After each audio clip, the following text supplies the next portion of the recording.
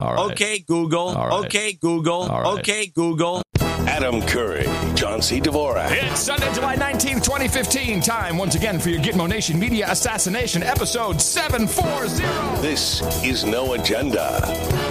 Jade Helm, 15 plus 4 and counting, and broadcasting live from the capital of the drone, Star State. In the morning, everybody. I'm Adam Curry. And from northern Silicon Valley, where I'm celebrating National Ice Cream Day, I'm John C. Dvorak. It's Crackpot and Buzzkill in the morning.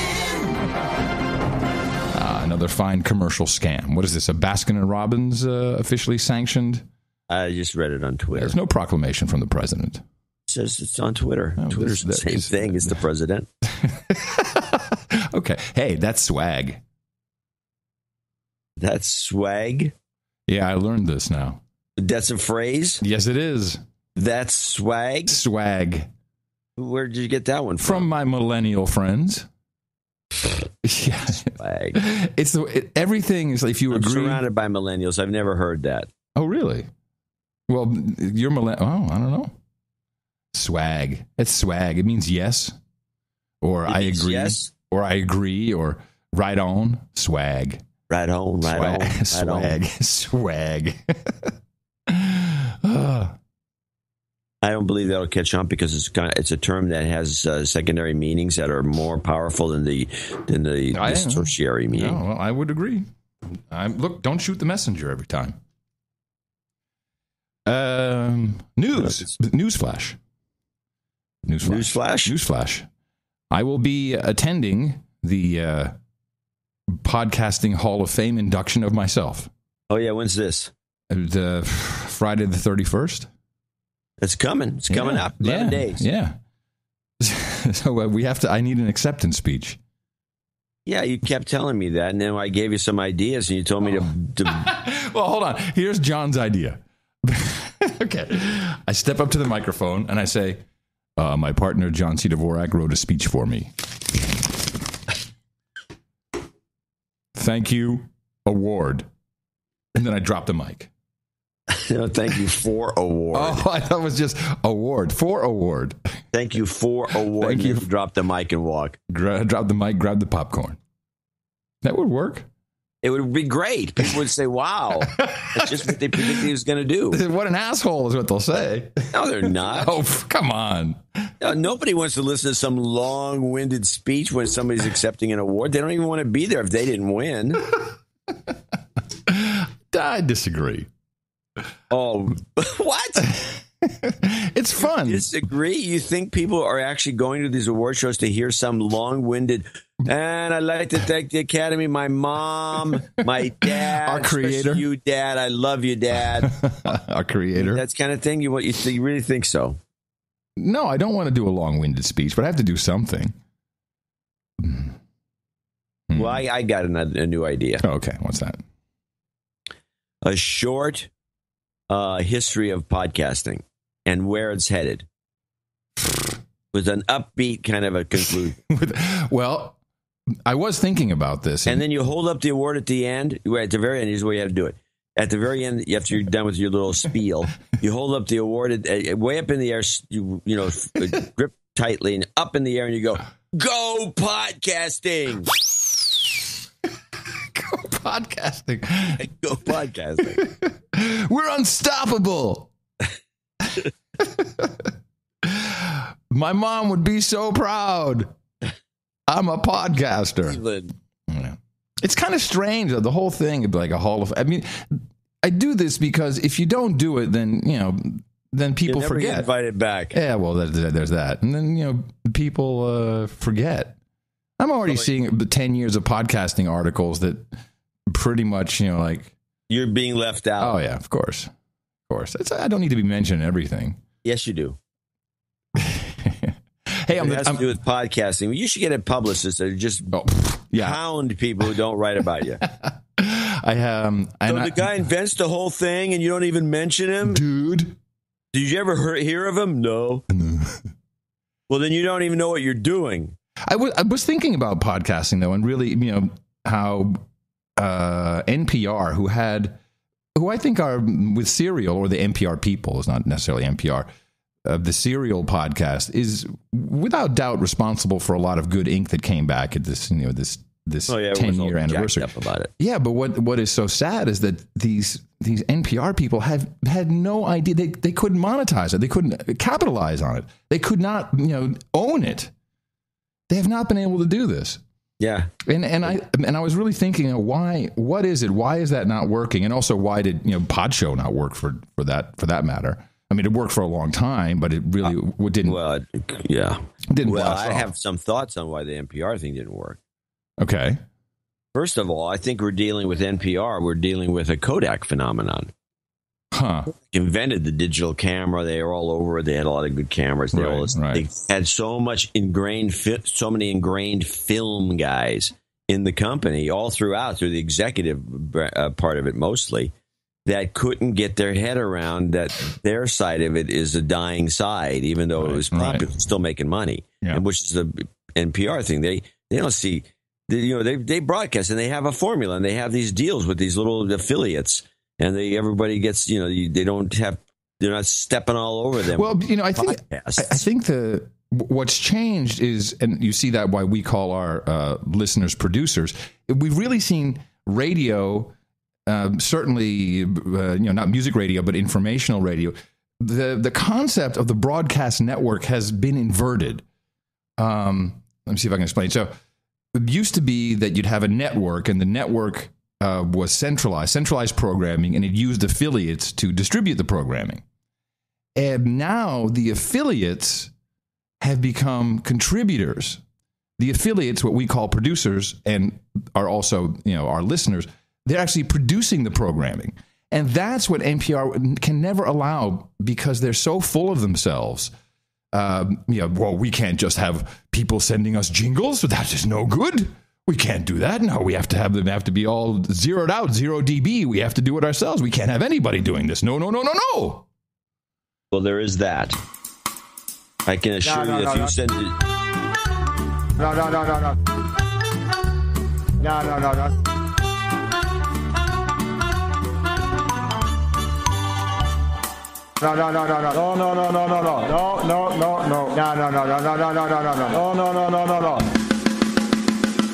Hey. I can assure you that if somebody sent in a jingle that was catchy like that little one you just played, they would never get on the air. Never. No. For exactly the reasons you cite. It would never happen. Why would we do that? Why would we let these people do that? It's also it's 30 lose our jobs. It's 31 seconds, not the required 30 seconds. We can't do this. No, we can't do this. No way, man. There's that too. Yeah. No, you're. No. Ooh, you are. Amen. Fist bump. You're dead right about this not taking advantage of Serial. Yeah, I can't. It was a phenomenal. Yeah, it was a phenomenal. Phenomenal. I don't think it was phenomenal. It was a phenomenon. Well, I don't know, because I actually only listened to a little bit of it, but it was a phenomenon, is what I'm trying to say. Yeah, I know. And everyone's all jacked up. Oh, it's podcasting in the future. And they write a bunch of articles, and then it fades out. And it's all the same things. How do we make money? What are how many downloads? Yeah. How do you know if someone listens? Oh, it's this. We're going through the same cycle, the same loop. But then very, very slowly, things like the No Agenda Show do creep in. Well, except for today. Yeah, I know. Did you look at today's spreadsheet? No, I saw the spreadsheet. No interest in today's show. Nobody sent us in. We have one producer. Yeah, Adam, please go back to Holland or whatever and go away. That's what I was thinking. Yeah. Adam comes back. Hey, this Adam's back. Hooray. Yeah, whatever. Yeah, whatever, dude. Yeah, I know. You want to do our one producer now, since we're at it? Oh, good. I don't have the spreadsheet open, though. You have to I'll give me a moment, because I will say thank you very much for your courage. And in the morning to you, John C., where the C stands for crazy like a fox, Dvorak. Well, in the morning to you, Adam Curry. In the morning, all the ships at sea, the boots on the ground, and the subs in the water. In the morning to everyone in the chat room, noagendastream.com. Good to have you all on board. And in the morning to our artists. In the morning to Ivan. Ivan brought us the artwork for episode 739er. And what was that? Hold on. What was the 739 artwork? It was the Bernie thing, wasn't it? Oh, yeah, Weekend at Bernie's. Right. Yeah. They've done that gag has been done, I think, a couple of years ago. It still works. Without Bernie. Right. Not quite the same. It still works. This is interesting. I've had this problem with this browser. I'm going to have to run some stuff. You do need to keep talking in the mic. This is. I'm sorry. I'm off. You remember the thing we talked about that you said it would be gone when I got back home? No. Yeah. Well, it's because a couple of things. One, I didn't swap out the mic. That would have a better rejection. Okay. And the second thing is I didn't hook up the NUC as the podcasting machine because it has apparently Intel, when they sent me this thing to look at, they put a copy of a beta version of 8.1, and now when it calls home, it says sorry. Oh, I see. I got it. You need to put some. So I have to go. I have a copy of. This is very interesting to me that this does this. I have to boot. I had to put Windows 7 on it, which is a step backwards. But then I'll upgrade it to Windows 10 when they allow that. Well, what happens is from time to time you just fade out. You fade way down into kind of no. Well, sometimes I go off axis. Is the problem. Yeah, well, stay on the axis, will you? Well, here's what the deal is. If you tell me to go to the spreadsheet or do anything on the computer screen, I have to. The mic is in the way. Pesky little thing. Why do we have? You should get one of those Britney Spears things. You know, the what is it? The Radio Man? What is it called? The Countryman. Countryman, right? I've used Countryman.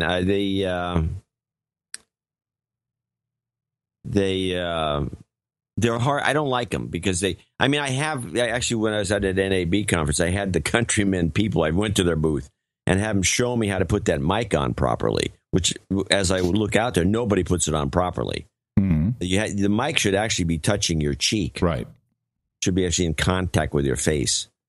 And but you got to bend it. He said, you bend it this way, and then you bend it that way, and then you bend it, then you get it on, and it just snaps. And okay. So tell us, what microphone are you on today? I'm on the CAD 3000. Okay, it's something strange. I'm not sure what it is, but it dies off. It just goes like. So you'll be talking. Well, here's what it sounds like. I'm John C. Dvorak. I'm talking to. Great. Yeah. I don't know why it's doing that. So extremely disappointing. Disappointing. We have one guy as the producer. He came in with $200 from Amsterdam, of all places. Paul Oppenhofen. Oppenhofen.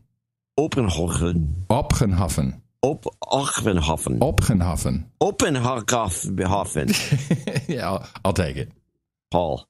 Yeah. From Amsterdam, $200 came with $200. So he's the lucky winner of the $200. You get an executive associate or executive producership because you're the highest that came in, the highest and the only that came in over $200.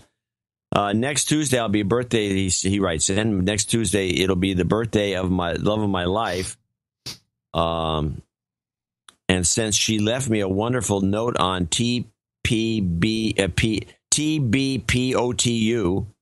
the best podcast of the universe. I guess it should be in the universe, but it's okay. I will take of. I like it. When it was my birthday in February, I'd like to return the favor, ignoring the fact a few weeks ago we followed one of our other traditions as well, which is ending our relationship during the summer. It's a fine. I think this is a very interesting idea. Just you know what, baby, I'm just going to take the summer off. All right, I'll see you in fall. We always were like water and fire, although we could make each other extremely happy. The opposite was very true as well. Some moments it felt like I'm missing a leg, not having her around anymore, but I think we can truly say we've tried everything, and there's no doubt in my mind we love each other. This is why we're breaking up, honey. I love you so much, we need to spend some time apart. When we first met, I hailed science and nothing to hide, and had this strange urge to be normal. I was burning away my life juice. Ooh. She taught me it was okay to be weird, gave me the inspiration to change, and taught me to think for myself, and, of course, hit me in the mouth. One of those switcheroos where the woman hits the guy in the mouth, which is always more commonplace than you think. Well, they don't brag about it as much. No. I will miss her and her wonderful family. add Arjan and Dita. Us, Arjan and Dita. Dita. But I'm thankful for the time we've had, and I know it's for the better. I'm sure she will find happiness, and she will always have a special place in my heart and thoughts. What's her name, by the way? Did we ever? I know who it is. It's Ancilla. Oh, okay, Ancilla. Oh, yeah. She moved to Berlin, and I think that kind of complicated things. I don't know. I'm not exactly sure. That would complicate things. It could. I'm moving to Berlin. On a positive note, Adam, you never know. Maybe this Christmas she will now cook for you in her Christmas outfit. Okay. I've seen photos of her Christmas outfit. It's not too much trouble. Can you play my own jingle? Oh, that's right. Paul did. He's the Obama A-Team. That's right. That's right. Hopefully, my new jingle attached to this note. Oh, he's got a new jingle attached to this note, which is the one I just played. You just played, but I'm going to play a short version now for because he sent a long version. Let me finish the note. All right. And if you're really in a good mood, ISIS in America because it's so wonderfully produced. I must have done that one too. Top it off with some relationship karma for her and everybody who needs it, please. And he will become, even though his donation level was associate executive producer, since he's the only one, he wins the top spot, the coveted executive producer, sole executive producer of episode 740. Right? Yes, it was a need for a rescue mission. When the world is threatened, the world needs help, it calls on America.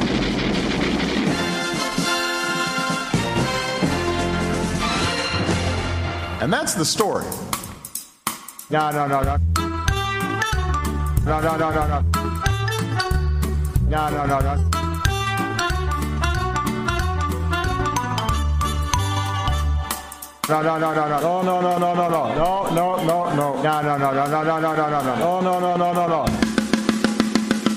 Hey. ISIS. We will follow them to the gates of hell. ISIS. I feel good. You've got karma. I inadvertently played the long version again, but I'll play the short version. I'm sure will be played more in the future. Yeah, I'll play it later. Yeah.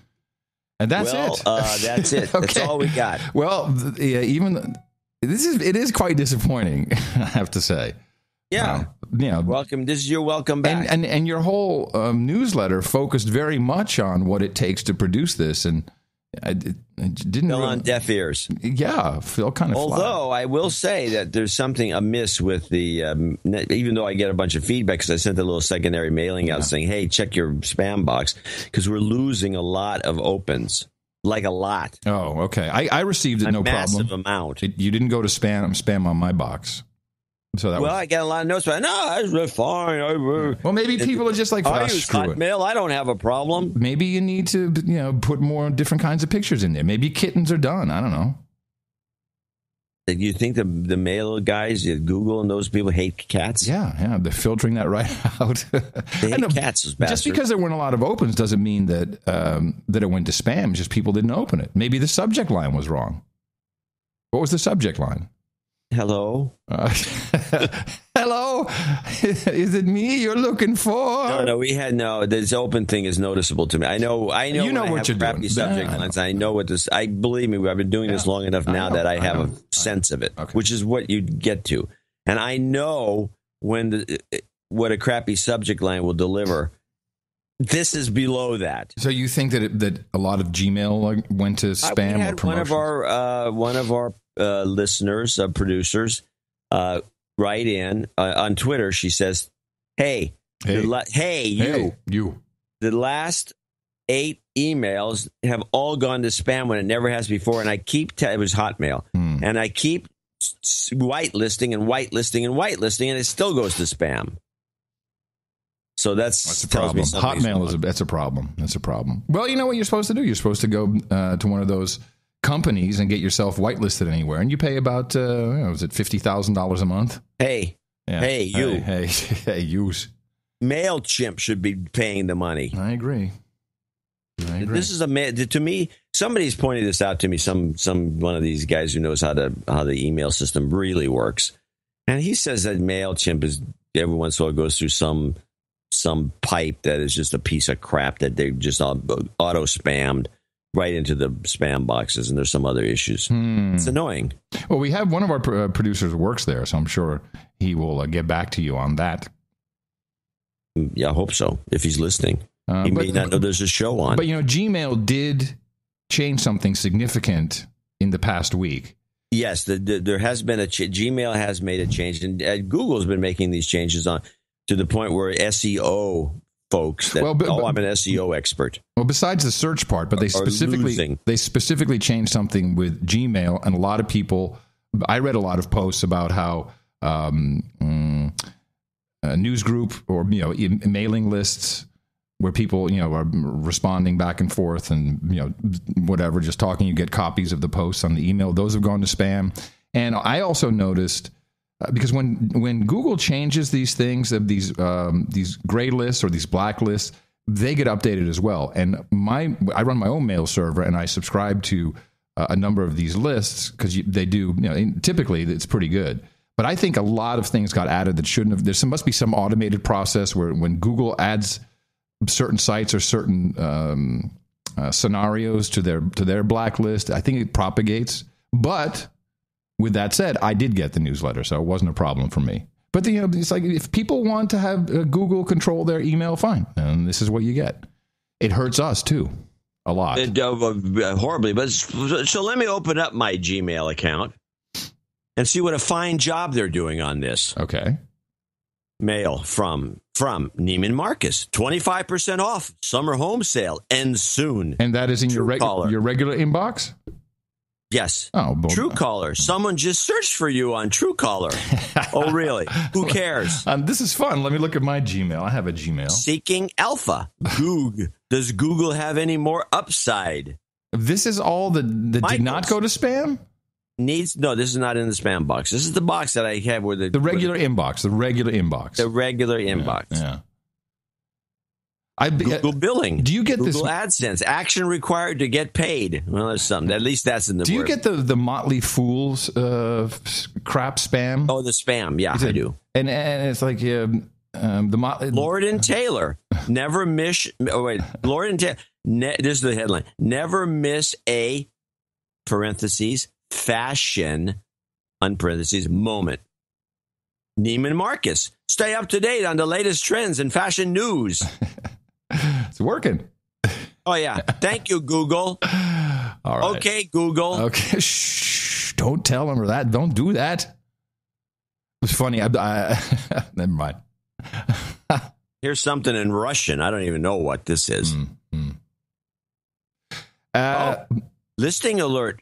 Homes for sale in the 92127 area or zip code. This is like somebody else's email. I'm going to move on to our PR segment as we have some more information on the No Agenda CD Las Vegas meetup during DEF CON 23. You want to pay attention to this, and I will put the PR mention into the show notes. It's from Ramsey Kane. Yes. We're having No Agenda meetup in Las Vegas this August, DEF CON 23. We'll start things off at 6 p.m. on Saturday, August 8th at the Encore Lobby Bar and Cafe, located in the glorious Encore Resort Casino.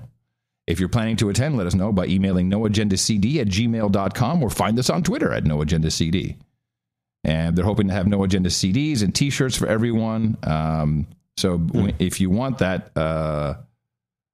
Ramsey says, let us know your size, shirt size, not CD size. Okay, Hail Apple, good. August 8th. He wants to know, CD size. He wants to know if I'm coming this year. I don't know. Well, is this during the awards? No, this is DEF CON. No, it's August 8th. No. This is something completely different. Different. Okay. Well, just briefly, the executive producership is an actual credit, and we're very happy that Paul received that. He's done some fantastic work for us, and we appreciate the support of the work and of the show, and his relationship karma shout out there to his summer ex. You never know. They could get back together again. Well, she leaves Berlin. We'll keep our eye on it.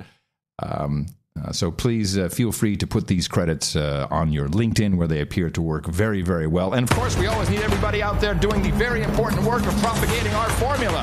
Our formula is this. We go out, we hit people in the mouth.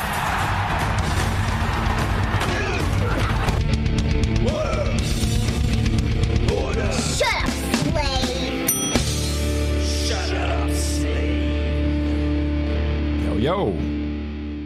I'd like to start it off with some local Texas news, which is, I find about this... the murder of that poor woman who hung herself in the jail, supposedly? That news? No. About Planned Parenthood. Oh, the baby choppers. Yeah, the baby crushers.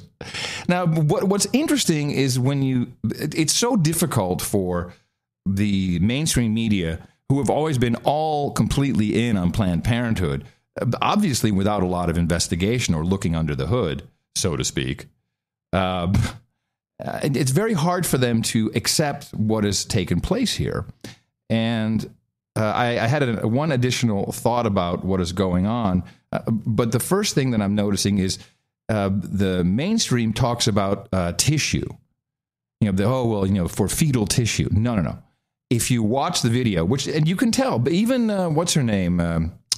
Megyn Kelly. She hasn't seen the video. I can tell by the question she's asking. She hasn't actually watched the entire video, which is not that hard to do, because they are talking about full-on organs, lungs, heart, liver, lungs and liver. I don't know if they actually mention heart, but lungs and liver. Actually, they do mention heart at one point. And how they do something specific to extract the fetus, it's really a partial, it's a live birth.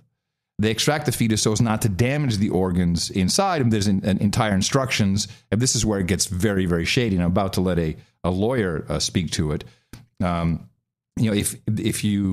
It's one thing to have a process of an abortion. If you then change that process specifically to retrieve organs, there's some legality issues with it. And the lawyer, of course, who I've talked about it, is Ted Cruz, who is way down the list on favorites for winning the Republican nomination for president. But he does have some good information here. These tapings of Planned Parenthood selling body parts are grotesque. It highlights the evil of what they're doing. They say it isn't a sale. Two things need to happen. Number one, there needs to be a criminal investigation. There are at least 3 federal laws that are potentially violated. One, selling the body parts of unborn children for profits. Number 2, for any transfer of tissue, there has to be written consent from the mother. And number 3, under federal law, you cannot change the method of abortion if you're trying to get tissue. In that tape, you see they're discussing different methods to capture. Mm-hmm. And so I'm calling on the U.S. Department of Justice to investigate has federal law been violated. And I'm calling on state officials in any location where Planned Parenthood exists for state district attorneys, state attorneys general to investigate criminal conduct. And I'll say in addition, that I serve on the Senate Judiciary Committee. I believe the Judiciary Committee will hold oversight hearings to get to the bottom of what they did. And I'll tell you right now, I chair the Oversight, Federal Rights, and Federal Courts Subcommittee. And if the full committee doesn't hold hearings, I intend to hold hearings to get to the bottom of what appear to be barbaric practices being carried out by Planned Parenthood. And barbaric is the word you'll hear over and over again. All of a sudden now we're going to, and it's everyone across the board is going to say, oh yeah, this is kind of barbaric what they're doing because barbaric. They dropped a meme in there. So I checked with our. Well, hold on before you go on with that, because he does bring up a point. Because I watched the whole thing. Yes, the whole interview. It's a little less dramatic than the edited version. Which this is just one. Oh, you mean the edit of the video? You mean? Yeah, I watched the whole version. I watched the whole thing, and it's I think they can slide on a couple of things. They can slide on the profit thing because it's $30 or something, whatever they're charging. See, this is. But I think they can slide on that. I think they will slide on just that third one that he brought up that I didn't even know about the procedure. That, to me, I don't see how you get around it, okay. Especially with that woman described doing. Now, I want to contradict you a little bit because it was between $30 and $100 per item. Right. Now, so that could easily be, depending on how many items you want, that could be $500-$600.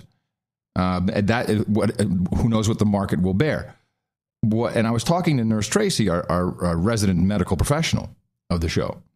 And I said, what is the optimum age or gestation period of the fetus for organs that are useful?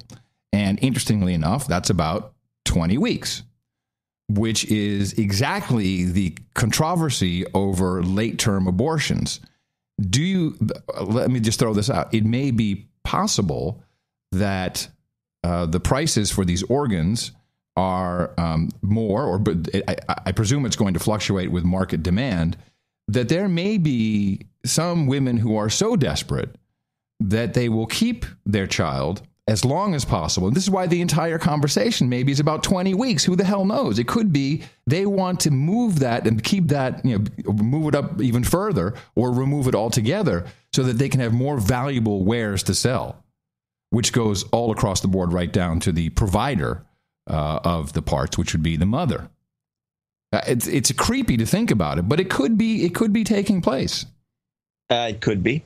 But that's another story, and that's just a supposition. Of course, and I still believe that they bring a bookkeeper in, they can do some bookkeeping, cook the books a little bit, and there's no profit involved. And I think they can get. I agree. I think they can get away, but they do have to show that the money is actually coming into Planned Parenthood. That I think is going to be interesting. What if it's not? What if it's going back to that's a different story, right? Because I believe that the clinics that perform the work, which are affiliated, they are called the providers. If you watch that video, she talks about the provider. We'll tell the provider to do this or do that, tell them how to extract the fetus, to crush it, to get the organs out. They may be doing it for profit. Now, it's one step removed from Planned Parenthood, but you can see the issue. Well, we have to assume that with Congress on the case, that they will never get to the bottom of it. Yeah, exactly. Yeah. But I didn't know about that third element that eluded me. Yeah, and I also don't know. I have not found. That's going to be a problem. Yeah, I have to look into the law to see exactly what's going on. Well, I think he probably summarized pretty well. Mm. And then we had our 6-week cycle event on show day, which is always fantastic. This has happened a couple of times. I think 2 or 3 times. Yeah, people say, "Oh, well, you got late." No, this has happened. I think the shooting at the Navy Yard was on the show day. It was, yes. Now, the problem here is I was in transit, and I'm still kind of jet lagged. I also have this weird headache that I think is pressurization related. It's just, really? Yeah, it's kind of like a sharp headache. Huh. Yeah, I've had it's related to flying or long periods of pressurization. I don't know. So anyway, I kind of out of it, and I never really caught the whole story. So I'm relying on you a bit to help us out with anything that you may have discovered. Well, there was a couple of things that went on. Let me take a look at my list here so I can figure out what clips to play. But there was this event where the FBI tried to frame some dummy, and this was let me see if I find it. I got a message. 6-week play this. This is the thing I thought was they were trying to make the event, and then they decided to go to Plan B. Uh-huh. This is the 6-week sucker backup scheme. This took place a day or two before the other event. A 3-year-old Massachusetts man accused by the FBI of plotting attacks to show support for the self-described Islamic State appeared in court Tuesday. Alexander Chikolo was arrested after he allegedly bought a duffel bag full of guns from an FBI witness. His father, a Boston police captain, had told authorities his son was growing obsessed with Islam. Chikolo has a history of mental illness, and his arrest has raised questions of entrapment since the FBI effectively armed him, then charged him with having guns. While he's accused of plotting terrorist attacks, the only charge against him is illegal gun possession. Wait a minute. He's only charged with illegal weapon possession, not with terrorist. Yeah, because it was bullcrap. They couldn't pull that one off. so they made him buy some guns from them and then busted. For the new listeners among us, I think we should just briefly explain the 6-week cycle, which came about when one of our producers, who has ties to the FBI, we'll just leave it at ties, told me directly, we need these 6-week events every 6 weeks in order to stay relevant, in order to continue our budgets to come through. We need to show that the FBI is doing good work. And subsequently, they get these patsies who are, I think this guy was also mentally ill. Well, that's your easy pickings. Yeah, and then they find some guy who's mentally ill. They've done this before. It's so sad. There's a bunch of examples of this. Well, there's only examples of this. Remember those guys they were like total retards. That were in the warehouse. Yeah. We're going to blow up the country. The retards in the warehouse. The retards in the warehouse.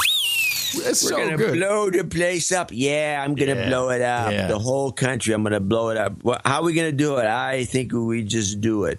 I mean, they just had nothing. Yeah. And so they busted these idiots. Yeah. It was pathetic. All right, so the shooter was some guy. I thought the guy didn't get. I thought that they took him alive, but I guess he did. No, Well, here's what. I was watching they had video, and where the guy was shooting through the door, the glass, and where they got him is like clear on the other side of the compound. And supposedly he crashed through this gate with his car. There's not a scratch on the front. I don't know how that works. But that's where they killed him, where his car was ditched. And there's not a shell casing marking anywhere. There are markings on the other side where he shot, apparently, allegedly. Yeah, there were shells all over the place. But not where they killed him. There's no shells. There's nothing. I thought he went out in a blaze of glory with all this, with this shooting, and there's nothing. So, there's strange stuff as usual. Well, it's always strange stuff as usual. Yeah. So this guy is, if you look at the picture of him, I think he was a smart kid. And somehow he just turned into this maniac. Well, depending on what drugs he was put on for his... Well, there you go. I think there's some element. There's obviously some element there. Because he was set off to go do this like a puppy dog. And off he went, and he ended up killing 5 people. It turns out to be 5 now. Yeah. But so there's no real analysis. And again, as somebody else pointed out in a different podcast, I've heard this. I'm starting to hear this more now, and I'm glad. Nobody ever talks about the drugs, and on any of these things, they never discuss the drugs. And everybody's getting all drugged up, and so you're getting a public that is very suggestible. And it can even be Chantix. Could be Chantix. Did we actually take a look and see if we have any reports on what kind of So we have a number of. So what happens because there's we don't know anything. Well, here's what I have. Apparently, he had stopped taking his meds. But what was he taking?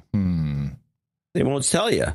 Maybe serotonin reuptake inhibitors are, I'm sure, is what main thing. That's what they give everybody. So-called SSRIs. Yeah, SRIs. Yeah. And everybody's taking those, and they're the worst drug in the world. And then some people take them voluntarily.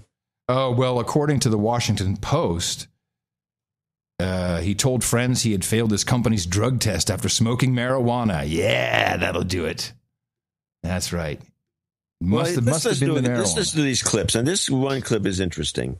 Let's try it. Well, actually, they're both interesting.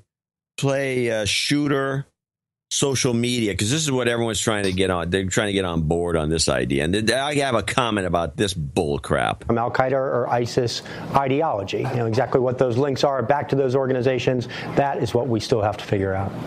And ISIS has specifically been asking people to target members of the U.S. military, right?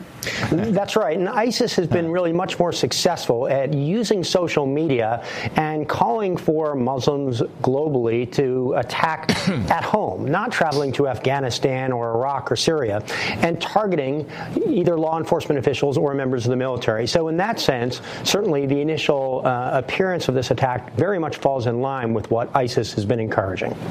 When you mentioned social media, how cooperative have social media companies been in balancing the privacy rights of their users versus aiding authorities in an investigation like this? Well, this is a very thorny problem, especially after the disclosures by Edward Snowden. There's great discomfort between the National national security community and social media companies. I think the social media companies are doing what they can, but in truth, many in the U.S. government think that they can do a little bit more, and that would be disclosing information to federal officials once they see it is clearly associated with terrorist activity. The fact is that social media and other modes of secure communications are really how these organizations are getting their message out and in some ways communicating. So it is going to have to be a very cooperative effort between the technology community in the U.S. and abroad and global counterterrorism officials. Yeah, it's pretty obvious what we're trying to achieve here.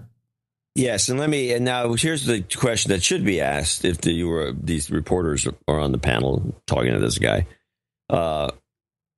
First of all, nobody ever asked this, by the way, what is the main thoroughfare, let's call it, of social media that these people use for this sort of thing? It's Twitter. Twitter, right.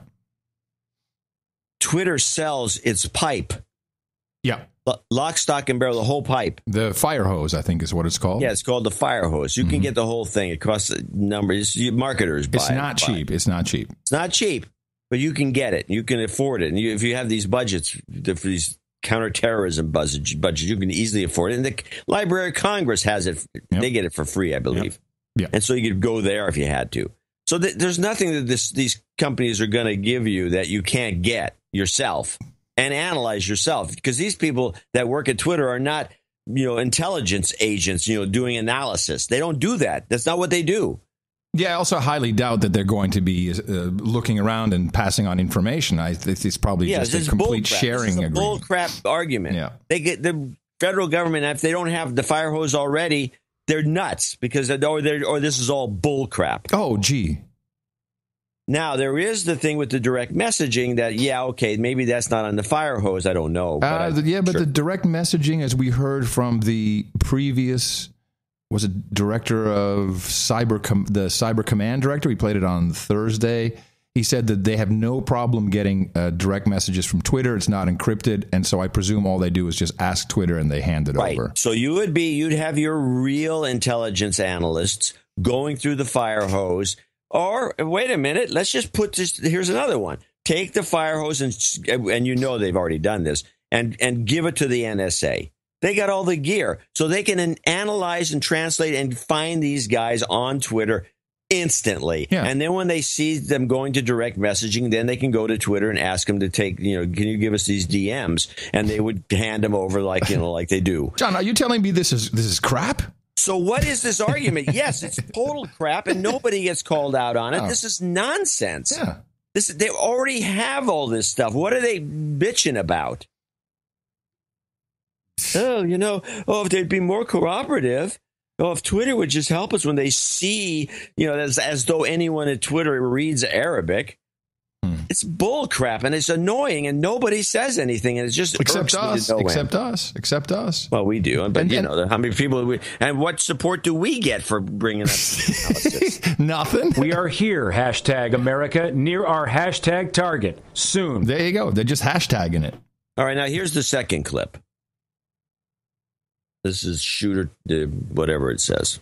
If this was an ISIL-inspired lone wolf attack, it was just the kind authorities have been worried about. Losers to lions. It's the sort of young individual who is looking for something, a cause greater than themselves. This ideology is winning. And we don't have the counter narrative out there. There is a message out there that we're not getting out there.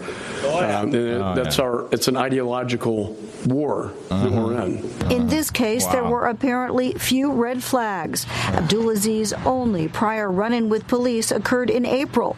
He was arrested on a charge of drunk driving and was to appear in court later this month.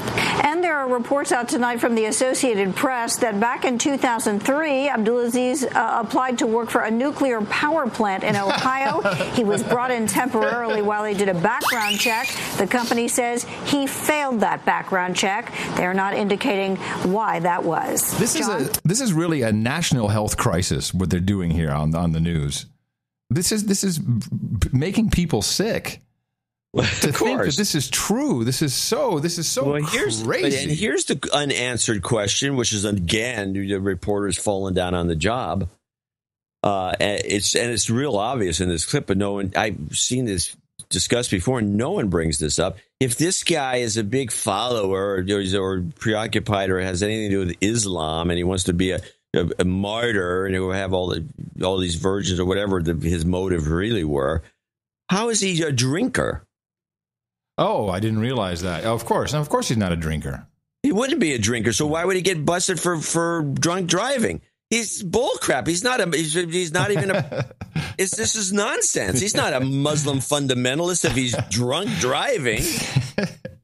I mean, who are we kidding with these reports? Then was he driving drunk and watching porn on his iPhone at the same time? I don't know about the porn part, but he probably from the looks of him. Now, I caught an interview with one of his classmates, and this was Andrea Mitchell, who was asking the questions. Who, of course, is a true elitist, married to Greenspan, former chairman of the Fed. And I loved how she was really trying to push this poor girl into a corner with the guns thing. And the girl even goes, what are you saying? And Andrea Mitchell tries it again. Were guns a big part of activity, social or other activity? Was what? What? What about guns? Did he hunt? Did he shoot? I love this. If you use a gun to hunt, then you're dangerous now. Oh, it may be even more. Was that just part of small town Tennessee activity? That's right. Hicks, rednecks, Andrea. That's right. Not your elites over there in New York City in your fancy Big Apple. No, we rednecks here. We hunt squirrels and we eat them. That's right. It's a part of our small town Tennessee culture here. Actually, he wasn't one of the guys that I ever heard about. Get her off! Wrong answer! Get her off! He wasn't really that kind of guy, but he also didn't really tell a lot of people about his personal life. I don't think very many people knew much about him. ISIS, ISIS, baby. ISIS, ISIS, baby. Funny note came through the transom. This is, and now we're just going to presume it's true. I think it would come over the transom. It's not through. It's over the transom. Yeah, it's not through the transom. Okay, over the transom. Khalif Abu Bakr al-Baghdadi, that's our Baghdadi man. Our guy. Yeah, he has sent out a red dash alpha message in 2 parts to all. Before you, I want you to read this. But before you do that, I finally somebody mentioned he's Chechnyan. Baghdadi? Yeah, surprises me not. Okay. He sent out a note to all affiliates. He says, it's going to run a little long. We're running a little long today, everybody. Here's what he said. Less than 10 minutes to go. Okay? And no, he said, we are very concerned about the videos that you are producing. Let me see here. We are installing limits on what you can do in your videos, your beheading videos, including showing full beheadings. Please follow the format. Simply limit the video to showing the slitting of the throat and then the severed head after, which is exactly what the bogus videos have always been. If you look at any of the official, quote-unquote, beheading videos, you never see the head cut off. It fades to black when the knife kind of goes, and then you see the photoshopped head on the guy's back later on. So I think what's happening is Rita Katz or the Site Intelligence Group, whoever, they're worried that these nut jobs, because of course they're real beheadings, but they're really gruesome and they're not produced well. They're creepy. They don't speak to the imagination of people who have grown up with Hollywood version of death. Right. The idea is you want to frighten people. You don't want to get them so upset that they want to kill you. Yeah, that would be so wrong. Yeah, that won't work. Yeah. So now he sent out the message, please keep to the format of not actually showing any beheading. Perfect. Please limit your graphic violence. What kind of beheading guy is this? This is bullcrap. This is, again, I was watching Max Kaiser. Oh, I haven't watched Max in a long time. Did he have something good? Actually quite funny, but he makes this comment. He says, just out of the blue, he says, well, we all know that ISIS is run by the CIA, and the CIA is run by the Fed. Good old Max.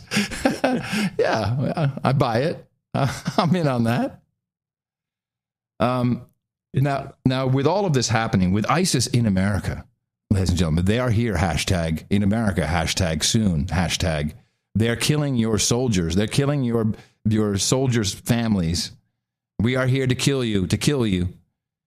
Wesley Clark had Wesley Clark, was he at one point the commander of NATO? I think he was. I think so, too. I'll look it up. Wesley Clark, very famous for being all in on the original plan with the what we call the Wes Clark 7. Should actually play that for a second. This is after the Gulf War started. Was this after Desert Storm, I think, started? No. I'm sorry. No, this was after 9/11. Running for office, right after 9/11. And this was just before the Bush II war in Iraq. And here is what he said happened. So I came back to see him a few weeks later, and by that time we were bombing in Afghanistan. I said, "Are we still going to war with Iraq?" And he said, "Oh, it's worse than that." He said he reached over on his desk, he picked up a piece of paper, and he said, I just got this down from upstairs, meaning the Secretary of Defense's office today, and he said, this is a memo that describes how we're going to take out 7 countries in 5 years, starting with Iraq and then Syria, Lebanon, Libya, Somalia, Sudan, and finishing off Iran. And we're getting pretty close to doing all of that. We have all of them on the list, including Lebanon, which is now also in... Yes, he was the Supreme Allied Commander of Europe for NATO. Starfleet Command.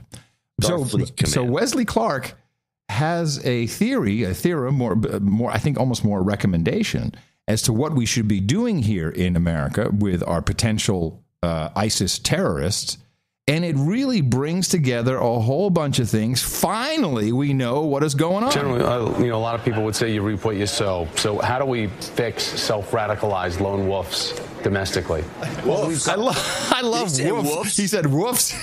Wolves. Lone wolves, everybody. Lone wolf. So how do we fix self-radicalized lone wolves domestically? What a dick. Lone wolves. Well, we've got to identify the people who are most likely to be radicalized. We've got to cut this off at the beginning. There are always a certain number of young people who are alienated. They don't get a job. They lost a girlfriend. Their family doesn't feel happy here. I love this. Wait a minute.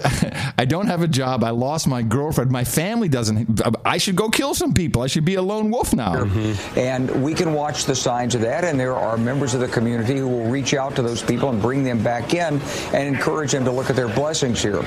But I do think on a national policy level, we need to look at what self-radicalization means, because we are at war with this group of terrorists. They do have an ideology.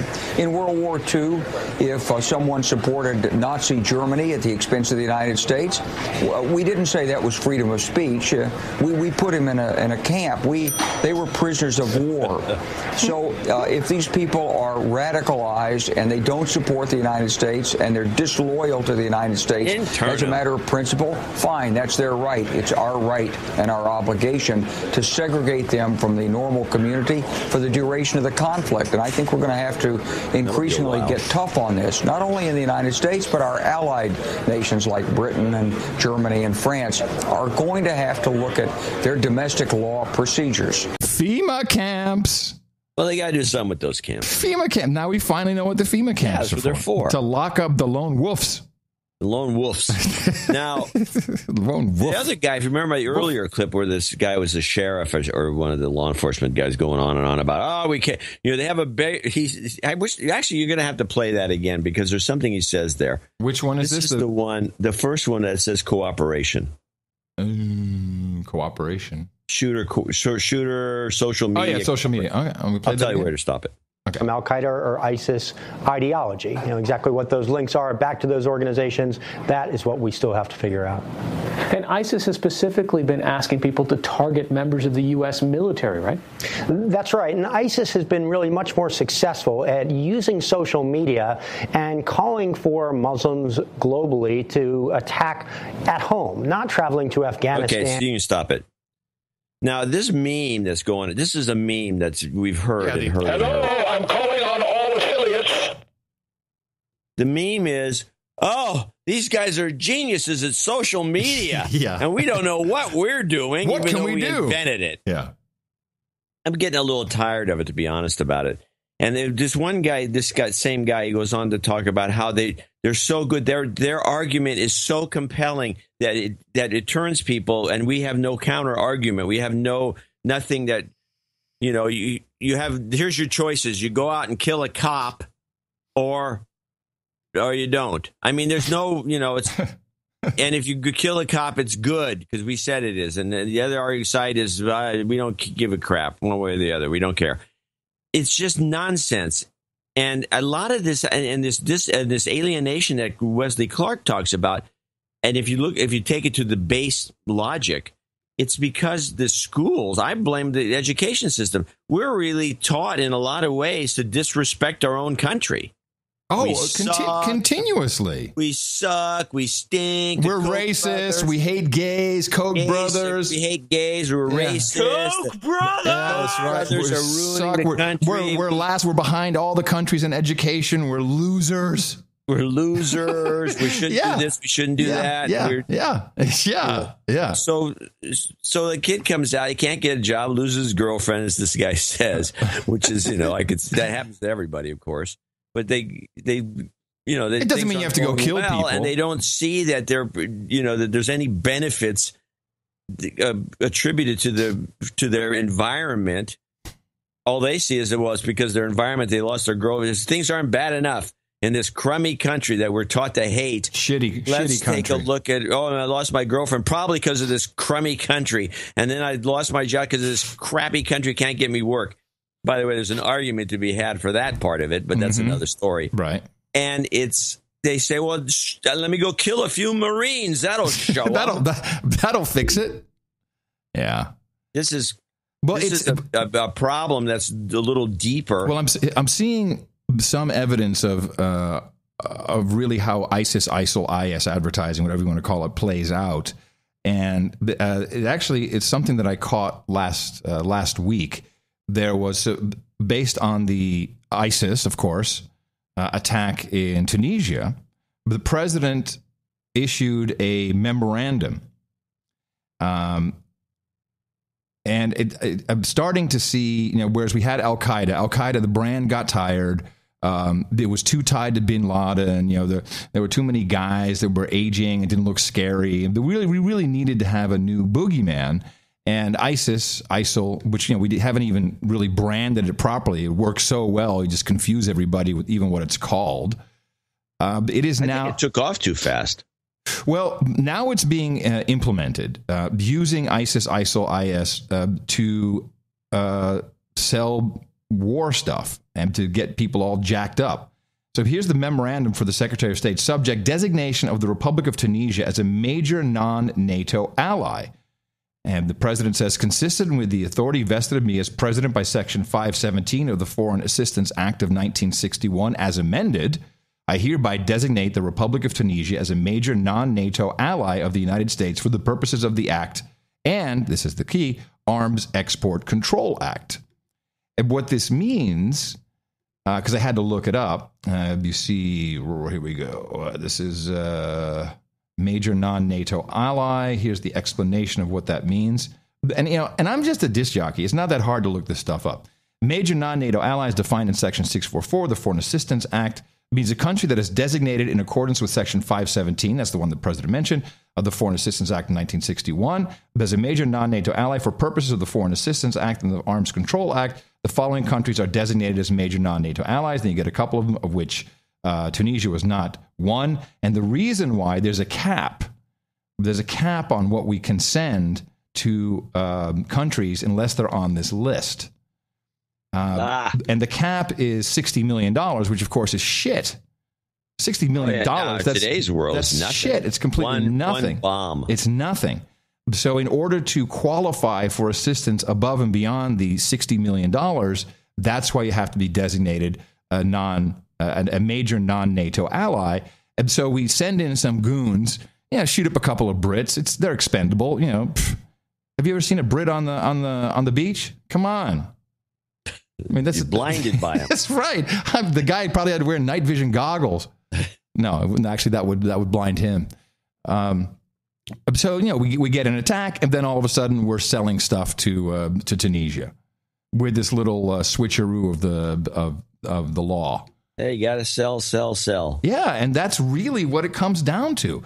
NATO, all the NATO countries have to be at their 2%, 2% of GDP that they're spending. Now, the Saudis arrested 431 ISIS suspects. Yeah, I'll bet the last thing they want is to have some kind of attack on their turf. And then we come in, don't worry, we'll take care of it. Team Obama, Team America here. So it's becoming quite the thing. It's pretty funny. Yeah. Well, I don't know if it's funny. Well, it's not funny that these guys that get killed just as collateral damage. It's terrible. Right. Of course, there was somebody that pointed this out. Of course, I think it was a right-wing talk show guy who first pointed out, says, why don't these, you got a Marine recruiting office, bunch of Marines in there, and they're forbidden to wear firearms. Yeah. I mean, half of these events that have taken place, there's an element of forbidden to wear firearms to protect yourself. And with the word out, and oh God, we got high alert. High alert, everybody. When did that actually start? Didn't that start during this? That we would arm these guys who were at places that would be obvious targets. When did that start? When did I don't know. The gun-free zones? Gun-free zones, no guns no guns on an army base. Was that after the station, even though they're known targets? Was that after the Fort Hood shooting? No, the Fort Hood shooting was a no firearm thing. Let's see. And people were bitching about it then. And you'd think by now, if the guy's a Marine veteran of 15 years and he's in a recruiting office, he knows how to handle a firearm he can wear. When they had the security guards at his joint, they've got guns. I don't know if they've got bullets, but they got guns. So it's just beyond me. This happened during the Clinton era? Probably. With Army regulations. There's an Army regulation, quote, forbidding military personnel from carrying their personal firearms on base. And so this happened a long time ago. And it's an Army. It's not a law. It's an Army regulation. So that's okay. Well, it seems like all the armed services. It came down from Congress or the Secretary of Defense at some point. Yeah. Yeah, we can't have guns. Wait a minute. Yeah. You're a soldier trained. Do they think that everybody that they've trained is trigger happy? They did such a crappy job of training. Is that what they're saying? I don't understand. That's what the message is to me. Yeah. Well, we send them through basic training. And we do such a crappy job. How crazy is it? We can't trust them with a gun. In Texas, I can carry a revolver on my belt into Whole Foods under the open carry law. But when's the last time somebody shot up a Whole Foods? A place that deserves to be shot up, I might add. Amen. Fist bump. Yeah. Please shoot some people at Whole Foods. Meanwhile, John McCain is, although he did come out, there was some stuff going on with Trump, which you can talk about, but he is really working on this, let's see, it's a Senate bill. It is 1735, I believe, and it changes the acquisition provision to, let me see, here it is. Shifts milestone decision authority for major acquisition programs, that means buying big stuff that kills brown people in sandy areas, from the Office of the Undersecretary of Defense for Acquisition, Technology, and Logistics to the Military Service Acquisition Executives. So you take it out of this committee and you give it to the buyers directly. What? Yeah. So major acquisition. The sellers are giving it to the sellers? No. It's the acquisition operation. So currently it's at the Office of Undersecretary of Defense for Acquisition, Technology, and Logistics, which I think has committee, and that's a whole process. Right, it has oversight. Yeah, and now they're sending it to the Military Service Acquisition Executives. Right, which has no oversight. I think it has zero. And we're talking oversight. about a Defense Department that can't be audited. Yeah, even though the new guy coming in, the Marine that's going to take over the Joint Chiefs of Staff, he says, auditing is priority one. Yeah, right. We're still waiting for the Pentagon audit. It's not going to happen. They can't do it. There's too many. Wasn't beyond, it's like. Was it not September 10th? It's like having, here's the best analogy. You've got a terabyte drive and you've been loading stuff on it for the last 10 years. Now you have to go through the terabyte drive and take all the duplicate files out by hand. Right. Well, you think that's even possible? No. You'll recall September 10th, 2001, I believe it was Rumsfeld who said, yeah, we're missing $2 trillion. We can't really find it. Right, and then there was 9/11 the next day. Yeah, and all the records were crushed in Building 7. How coincidence. What a coincidence. So McCain's on that. I wouldn't mind talking about the Donald Trump McCain fracas. I wish I had a clip of it. Well, you see, he was in an interview. Here's how it started. McCain actually started in an interview making real trouble, and he said, let me see, I have a quote here. And I wish he had said that we had this on audio. Trump. Yeah, because these media guys, we should point out to everyone that these media reports are so twisted. They love to take stuff out of context and make a story out of it. Well, the thing is, McCain actually started this. I wouldn't be surprised. He's a troublemaker. Yeah, he actually started. He said Donald Trump's comments on immigration have, quote, fired up the crazies in the Republican Party. And, actually, that sounds like there is audio, apparently. Let me see. I just found something that just came in. If I download this real quick, hold on. We might be able to play this. Nice. Hold on a sec, John. It just came in. I was looking for this. Okay. Hot off the wires. Here we go. What he did was that he fired up the crazies. The crazies. Which means, religious people. It's an insult. Yeah. He fired up the crazies. Second Amendment folks. Republicans. So you're all crazy. Yeah. And then, and I will say that what Donald Trump came back and said was interesting. He said, look, John McCain is a douchebag. I'm paraphrasing because that would have been really funny if he had said that. And he said, John McCain, not necessarily a hero like other soldiers. And when you look into McCain, the war hero, and he was held hostage, prisoner of war for, I think, 5 or 6 years. I believe he was last in his class or close to it. But he has admitted himself that he told his captors, if you take me to hospital right now, I'll give you military information. He's on record as saying this. I don't know this. Yeah, oh yeah. But I'd like to hear it. You can. I have a couple of links in the show notes. Some reputable, like the Guardian, I'll Washington read those Post. later. Yeah. Now, whether he did that or not, I don't know. But he's on record as saying that. And what all of this brings to the forefront is well, first of all, here's Trump. I have him. He said something funny. He's always saying something funny that I like about. This is a little off topic here, talking about money that he has given to politicians. He's supported Hillary Clinton in the past when she was running for senator. And he lays it out in such an eloquent way. I've been dealing with politicians all my life. I deal with politicians on both sides. In fact, I get criticized because I give to Democrats, I give to Republicans, I've given millions to each. Huh? You kind of dismiss them all as losers. I think politicians are all talk, no action. Nobody knows politicians better than I do. I give a lot of money to Democrats as a business person, okay? For instance, I give it to everybody. Everybody loves me. They all love me. I get criticized for that. They say, oh, you gave money. Well, I'm a businessman. I owe it to him. I owe it to my family. I owe it to my company, my employees. I run a great company. I've built a great company. I have some of the greatest real estate assets. Forget this. I have some of the greatest real estate assets in the world. And I get along with everybody.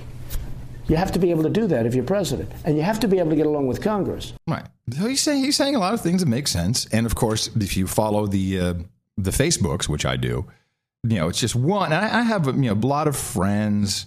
I mean, Facebook friends, but people I know in real life and, from MTV back in the day. And who's, all in on this stuff.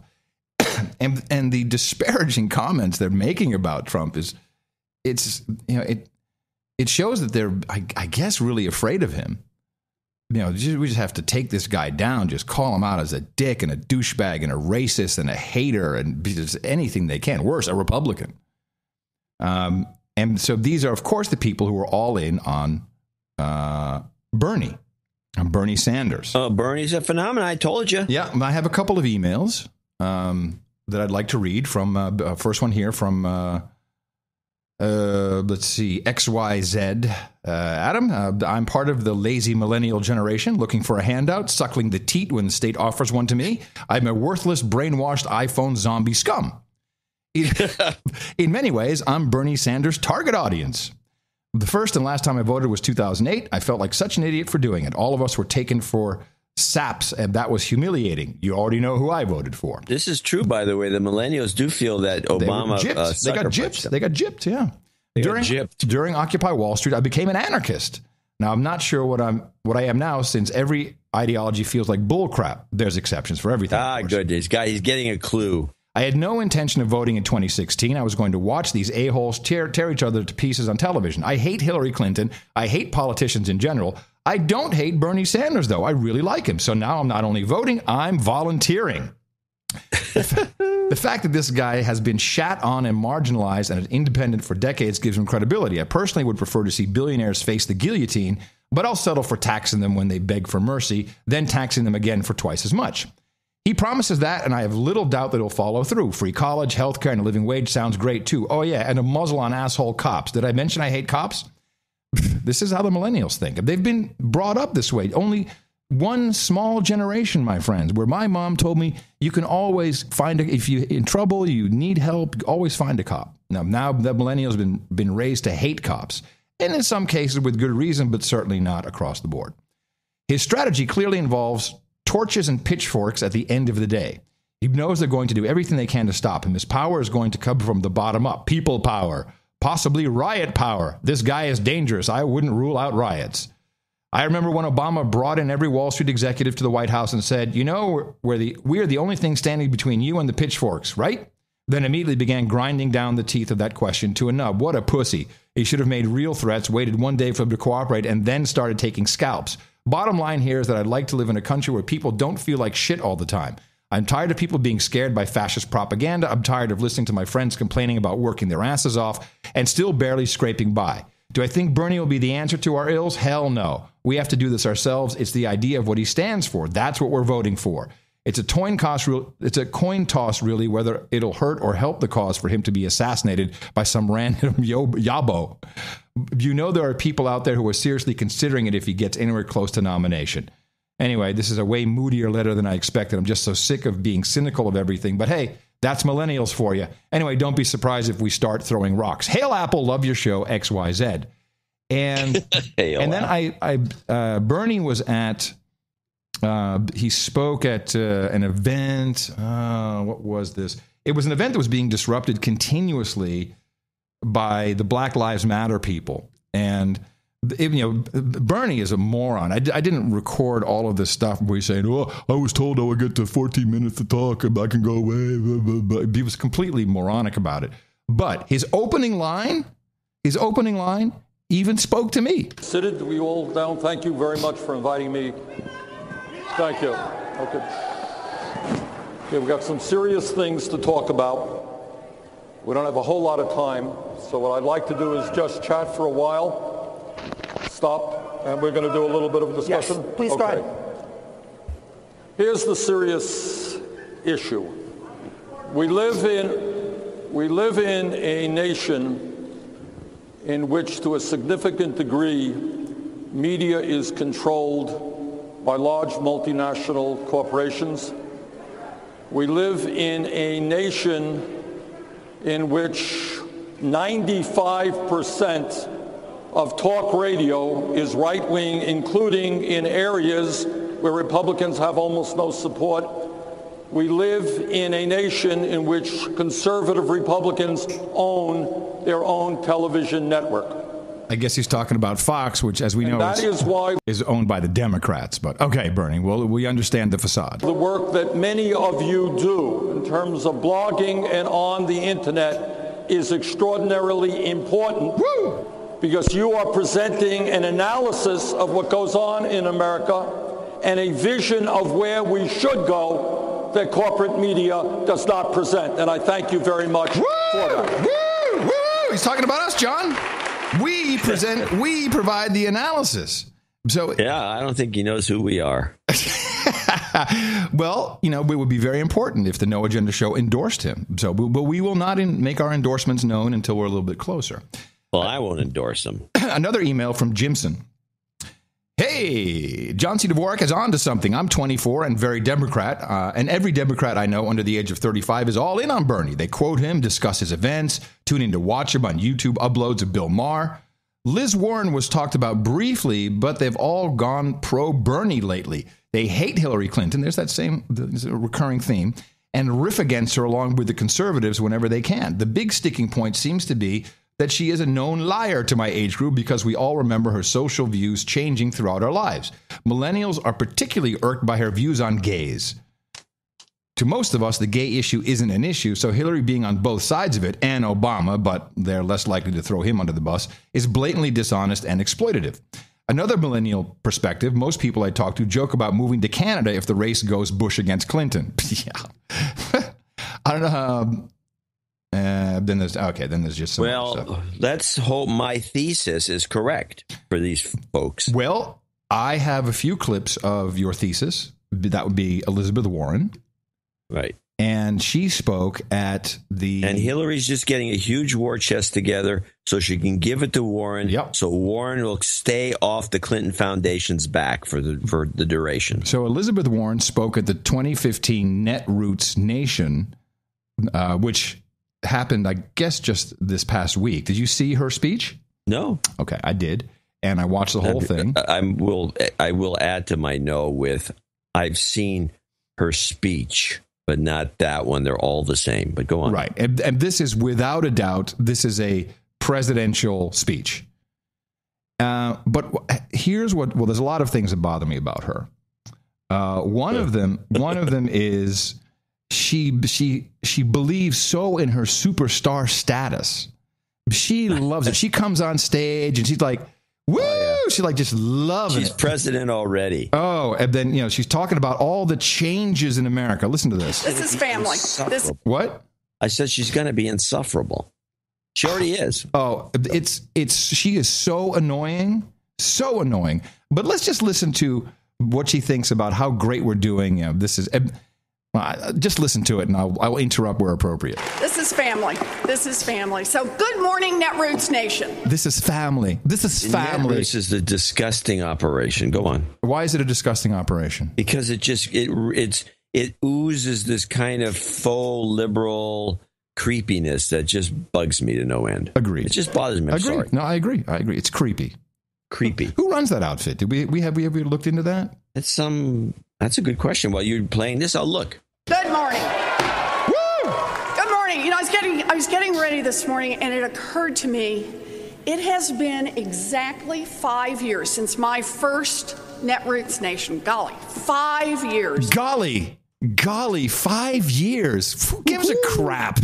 Then they throw in the golly. And then everyone's like, okay. Oh, whatever. So much change. Oh, so much change, John. What do you think the change is in our country?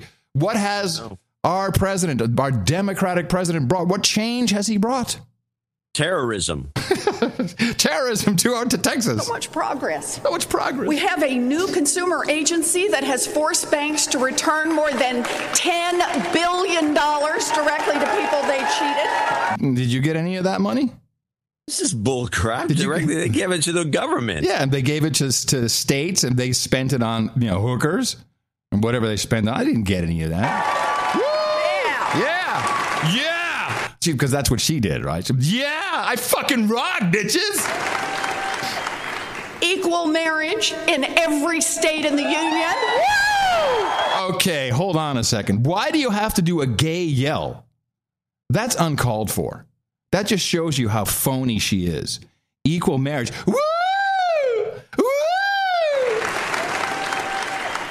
Equal marriage in every state in the union. Woo!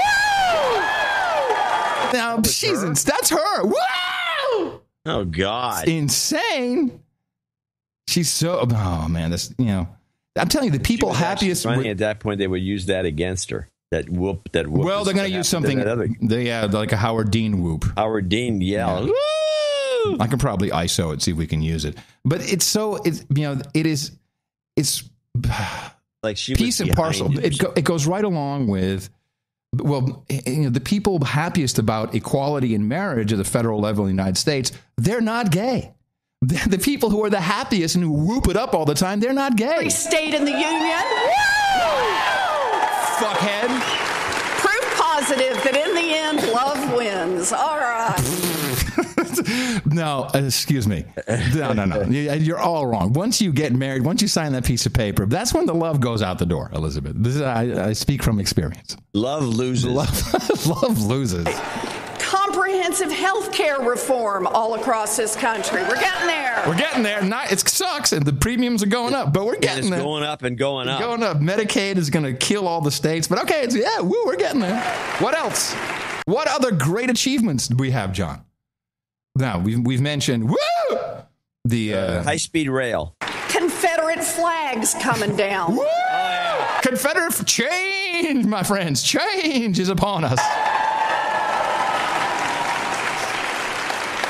Oh, and here's one. This is a laundry list of all the stereotype Democrat progressive wins. Her whole speech is America is progressive. I'm a progressive. America is progressive. Her ticket will be progressive. Roots is like major. I mean, the board of directors, the whole board of directors is like, for example, the executive director of Progressive Congress, or Darcy Berner, who's on the board. She's also the executive director of ProgressiveCongress.org, and she's the honorary chair of the More and Better Democrats PAC. Yeah.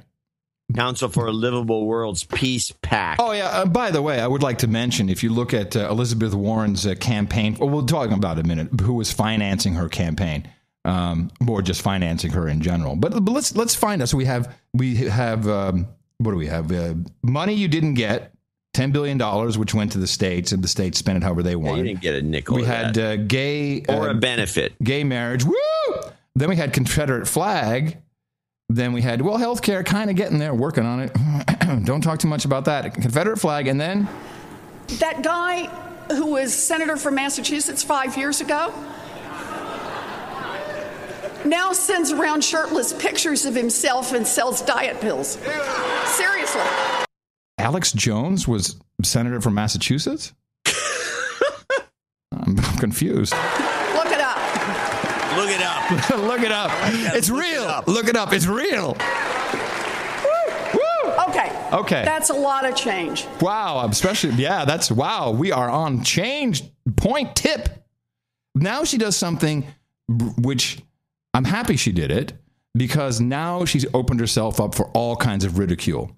And I have always been a supporter of the target of, not for her politics, but for her just as a human being. And so, when anyone who wants to run for public office deserves, some credit, and she does something so low that I'm happy she did it, because now she herself is open to ridicule, and of course I will be happy to ridicule her. Her personal traits, the way she looks, the way she walks, the way she talks, everything, because of this one clip. Along with raising the minimum wage, Social Security, climate change, marriage equality, Wall Street reform, it was a very long list. But if you weren't with us in Detroit, don't worry.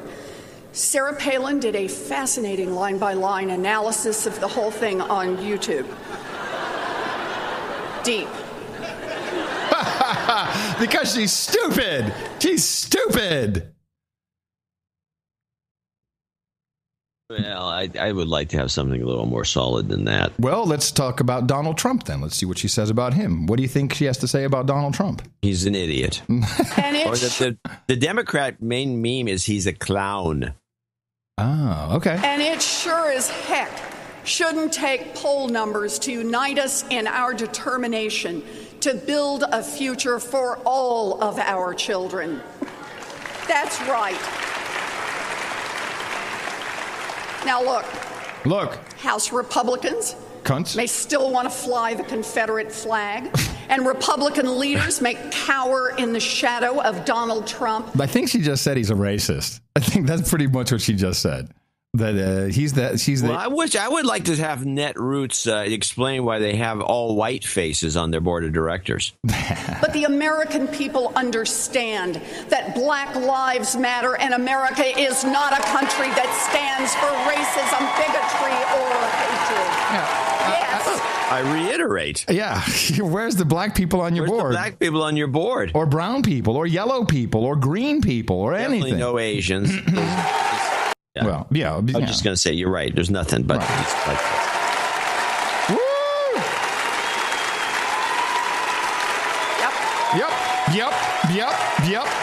Yep. I rock. I kick ass. All right. And then the final one here. This was I didn't get she did a lot more the 2014 speech she did. In fact, I actually recorded a whole bunch of clips. First was from the 2014 speech. I couldn't believe it. Oh, by the way, I just looked at the staff in Netroots. Mm-hmm. Not a black face. Black face, no Asians. Yeah. No, a racist group. Yeah, totally. Racist. It didn't just like Hollywood with the Academy Awards. No black people. A little sexist too. They got 6 women and 3 men, I think. Oh, well, there you go. 4 or 5. It's the women. They don't like the Schwarzes, When the insiders are so far out of sync with the American people, how can they keep calling the shots? How do they keep the game rigged? Aha. Well, I'll tell you, a big part of it is money. You said it right. Money. Money for campaigns, money for PACs, but money for so much more. Money to hire armies of lobbyists and lawyers. Money for PR firms and trade associations to sell a message. Money for think tanks to give the cover of respectability for genuinely ugly ideas. Money that flows like a river through Washington. Money that rushes everywhere, sweeping along as much as it can and threatening to drown anything or anyone that gets in its way. Yeah, let's take a look at who's been sending money to her, according to OpenSecrets.org. Harvard University, of course, right up there because she's so outspoken about about federal loans, student loans. So, of course, they want to get in on a good side and make sure that she does support loans. MIT, of course, Boston University. She's got all of the top universities here. Then she has Massachusetts General Hospital, University of California. Oh, and then Brown Rudnick. University of California again. Mm-hmm. And then Brown. They gave $1 million to Obama. They call me up all the time, and they stopped calling. The last time they called, which was a while ago. I said, I would be glad to give you money to support the, as the Alumni Association, whoever it was, somebody, usually a freshman girl. But if you can give Obama $1 million for why, you don't need my money. And the girl says, they don't. No, they don't. They obviously don't need my $10 or whatever they were looking for. And so the girl says to me, yeah, I know what you mean. She hangs up. I never had cold sense. Well, what I thought was interesting is you look at in her top 10 of donors, we have Brown Rudnick, Robeson Gray, and Thornton Noms. These are 3 of the most successful and biggest antitrust law firms that defend banks when it comes to antitrust and other shenanigans. So they are supporting her directly. She should rescind this. She should send the money back. She should. And she doesn't. But no one ever looks into this stuff. It's here also Mintz Levin. What else do we have here? Berger, Montag, Brigham, and McCutcheon. These are all lobbyists. She's taking money from lobbyists. She's just a shill. But what's interesting, if you took Warren and Sanders together with their message, they are pretty much George Carlin. I have the clip from George Carlin where he talks about the game is rigged, about the money. You want to hear it? Yeah. There's a reason for this. There's a reason education sucks, and it's the same reason that it will never, ever, ever be fixed. It's never going to get any better. Don't look for it. Be happy with what you got. Because the owners of this country don't want that. I'm talking about the real owners now. The real owners, the big wealthy business interests that control things and make all the important decisions. Forget the politicians. The politicians are put there to give you the idea that you have freedom of choice. You don't. You have no choice. You have owners. They own you. They own everything. They own all the important land. They own and control the corporations. They've long since bought and paid for the Senate, the Congress, the state houses, the city halls. They got the judges in their back pockets. And they own all the big media companies, so they control just about all of the news and information you get to hear. They got you by the balls. They spend billions of dollars every year lobbying to get what they want. Well, we know what they want. They want more for themselves and less for everybody else. But I'll tell you what they don't want. They don't want a population of citizens capable of critical thinking. They don't want well-informed, well-educated people capable of critical thinking. They're not interested in that. That doesn't help them. That's against their interest. That's right. They don't want people who are smart enough to sit around the kitchen table and figure out how badly they're getting fucked by a system that threw them overboard 30 fucking years ago. They don't want that. You know what they want? They want obedient workers. Obedient workers. People who are just smart enough to run the machines and do the paperwork and just dumb enough to passively accept all these increasingly shittier jobs with the lower pay, the longer hours, the reduced benefits, the end of overtime, and the vanishing pension that disappears the minute you go to collect it. And now they're coming for your Social Security money. They want your fucking retirement money. They want it back, so they can give it to their criminal friends on Wall Street. And you know something? They'll get it. They'll get it all from you sooner or later, because they own this fucking place. It's a big club, and you ain't in it. You and I are not in the big club. And by the way, it's the same big club they use to beat you over the head with all day long when they tell you what to believe. All day long, beating you over the head in their media, telling you what to believe, what to think, and what to buy. The table is tilted, folks. The game is rigged. And nobody seems to notice. Nobody seems to care. Good, honest, hard-working people, white collar, blue collar, doesn't matter what color shirt you have on.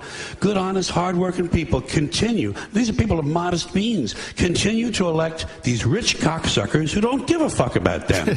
They don't give a fuck about you. They don't give a fuck about you. They don't care about you at all. At all. At all. Yeah. You know? And nobody seems to notice, nobody seems to care. That's what the owners count on, the fact that Americans will probably remain willfully ignorant of the big red, white, and blue dick that's being jammed up their assholes every day. Because the owners of this country know the truth. It's called the American dream, because you have to be asleep to believe it. All right. Yeah, that's pretty much what they're going to pitch. Yeah. They're both phonies. Phony balonies. Phony balonies, the both of them. Big phony balonies, yeah. So I got a letter. This is an interesting one. This is an anonymous donor that sent a check. It says, here's another donation. It's $100. Reflecting upon the Rachel Dolezal. Do you remember her? Oh, yes, the black woman, white black woman. Yes. White black woman story. Which went away overnight. That story just disintegrated. White overnight. Yeah. This is off the wall, and when I read it, I said, it's a good one. I believe that this was publicized to lay the groundwork for Elizabeth Warren's presidential campaign. It was to introduce the concept of the transracial person to the American public. Elizabeth Warren's an Indian. Yeah. We all remember Warren's dubious claim of being a Native American. Pocahontas Warren. Pocahontas, which we've dropped. You should pick that back up. My theory is that this, and he goes on with this, saying this is just a test run. That's why it got so much publicity, because in most instances, who cares? Right. Huh. Some woman wearing a little too much makeup. And yeah, that sounds like a good one. But this all leads up to Elizabeth Warren. I agree. I agree. And they had signs, professional signs that said, "Run, Liz, run." And they had chanting go on. Run, Liz, run. Run, Liz, run. Run, Liz, run. Right. And she's going to be a disaster. She'd be the worst president ever. And it will be right in the throes of the economic downturn. She won't know what to do about it. She's going to just, try all these. Now, Bernie is a independent, correct? Yes, but he's running as a Democrat. Oh, could we not have a Warren Sanders ticket? No, she's a Democrat. And what is he? A Democrat. Right. So couldn't? Oh, you mean one of them? Sanders be VP? Yeah, exactly. Well, she would have to be the president because there's no way no woman anymore is going to run for vice president. Right. Yeah. And she so made she'd that be clear. the president, and he'd be the vice president. Right. That'd actually be right. I don't know what else she could pick. Who else would she pick for vice president? Joe. No, well, the bosses will come in. The bosses of the Democrat Party and the CIA, they'll come in there and they'll have a meeting with her and say, "Look, you can't run. Yeah, you can't run. You can't run with this guy as vice president. We need to get a little more, variety in here." And so they're going to make her pick some, I don't know, probably a Latino from New Mexico. Oh, right. How about one of the Castro brothers from Texas? Oh, those guys are great. Yeah, one of those guys. That'd be perfect. And I think one of them's already been kind of pre-vetted as a potential VP, hasn't he? Yeah. Raul, I think. Raul. Yeah, that would be a good ticket. That would be a good one. That'd be good. Whatever the Republicans put up, they're not going to win, so it doesn't make any difference. I'm happy Donald Trump is still in the race. Is still on the stage. He's surprisingly he's the head in the polls now, and everyone's predicting. Oh, well, it's because this was I read it really funny. I think it was in the New York Times, a funny article describing him as being a media darling, and it's only a media bump that he's got these high numbers as the most popular, the highest poll numbers. Yeah, he knows how to do it. He said, but this guy claims it's just the media. Once the media gets tired of him, which they never will, that's the joke of it. But once they get tired of him, his numbers will fall and fall and fall. He's at his peak, the guy from the New York Times claims. He's at his peak right now. Mm-hmm. Okay. I don't think so. I don't think so either. I think he's just getting started. Well, I love listening to him. I love watching him. I think it's hilarious. And people, if they don't like Trump, they don't have a sense of humor. Yeah, exactly. He's a clown. You recall the president was, he sang Amazing Grace at the AME church. Yes. Yeah, they'll have it here. That grace. I think we have a little clip. If we can tap that grace, everything can change. Amazing grace. Amazing grace. Sing it, brother. Amazing grace. Mm-hmm. Yeah, I hear that. Amazing grace. All right. Valerie Jarrett was at the Aspen Institute, and she spoke about this. Now, you'll recall that the way I deconstructed this was set up way in advance. They flubbed it because he started talking about Amazing Grace, and the band started playing, and he didn't sing. You pointed us out. The whole thing was the cue. The cue was off. The cue was off. Yeah. And so I said, this was all pre-planned. He knew exactly what he was going to do. And here is Valerie Jarrett, the true president of the United States, confirming what I said. So there's a little history about the president and singing.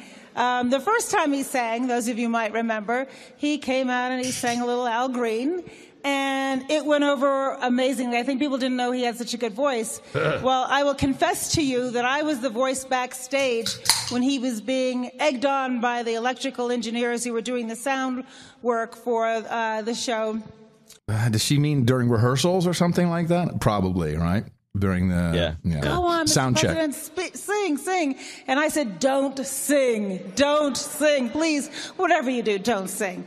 And of course he sang, and it went over very well. So as we were on our way in the helicopter, I love it. We were on our way in a helicopter. Because I sit in the helicopter. To Andrews, the morning of the service, we were talking about the speech, and the First Lady hadn't read the speech yet. And so he said, and when I get to the second part of referring to Amazing Grace, I think I might sing. So that's where the miscue came from. It was well known he was going to sing in the second part, and then somehow someone cued the band incorrectly. And he looked at me like, don't sing, because you saw what happened last time you said that.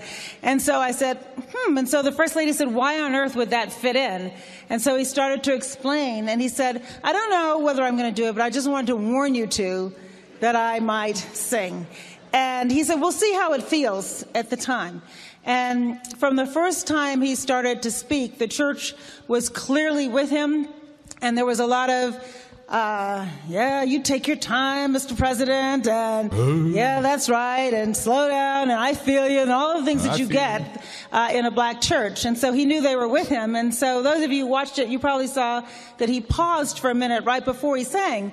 So later I said to him, were you thinking about whether or not to sing? He said, oh no, I knew I was going to sing. I was just trying to figure out which key to sing in. The long leg Mac Daddy. That's right. God. So full of themselves there. So Wow. full of themselves. So full of themselves. Aspen Institute. There's one for you. All right. That's where Walter Isaacson, that's the operation he runs while writing these huge books constantly. How does he do it? I don't know. I don't know. People got time. Sorry? I said people got time. They got time to do all this. I don't know. They have more hours in the day than I do. They got, yeah, no kidding. No kidding. Probably staffs at Langley help. And we need a staff at Langley. We can get a lot more work done. A lot of people wrote in about our Caitlyn Jenner theorem. Oh, yeah. That we believe this is bogus and it's just being set up. It's part of you're manipulating the media and the public. So check this out from Radar Online regarding the ESPN awards. I'll read this verbatim. ESPN has come under fire for awarding Caitlyn Jenner the prestigious Arthur Ashe Courage Award at the ESPYs Wednesday night. But Radar Online has learned it wasn't initially their idea. According to an insider, Jenner's reps approached the network, that would be Kris Jenner, suggesting she receive the award and offering PR plugs on her upcoming docuseries in return. Now, who owns ESPN, John? Disney. Who owns, okay, what else does Disney own? ABC. And where do we know ABC from? Who works at ABC? One of the operatives from the Obama administration. How about Diane Sawyer? So this whole thing was a whole setup. They said, we'll give you ABC, Disney, we'll give you everything. We'll give the exclusive of Diane Sawyer, but then we want the award from the ESPYs. This is brilliant. This is what goes on constantly. Yeah, but the public should be aware of this. Thank you for mentioning it. Yeah. Yeah, it's a scam. They gave the whole thing to Disney. Yeah, Disney's behind the whole thing. They probably have it. He has to probably, as a quid pro quo, I'm sure he's going to, because this is really, it's hard to say. I mean, the ESPYs did get a lot of attention, and it was run, instead of normally it gets run on ESPN, but now it was on ABC network. Of course. So it got big play. Because they wanted to I couldn't watch it. It was so boring. And then I was watching this other thing. I don't know if I mentioned this, but this guy what show was this? He was either on, he was on Olbermann. One of his buddies is a writer, used to be a writer on, and Olbermann's been fired, which, he doesn't hold his What, from ESPN?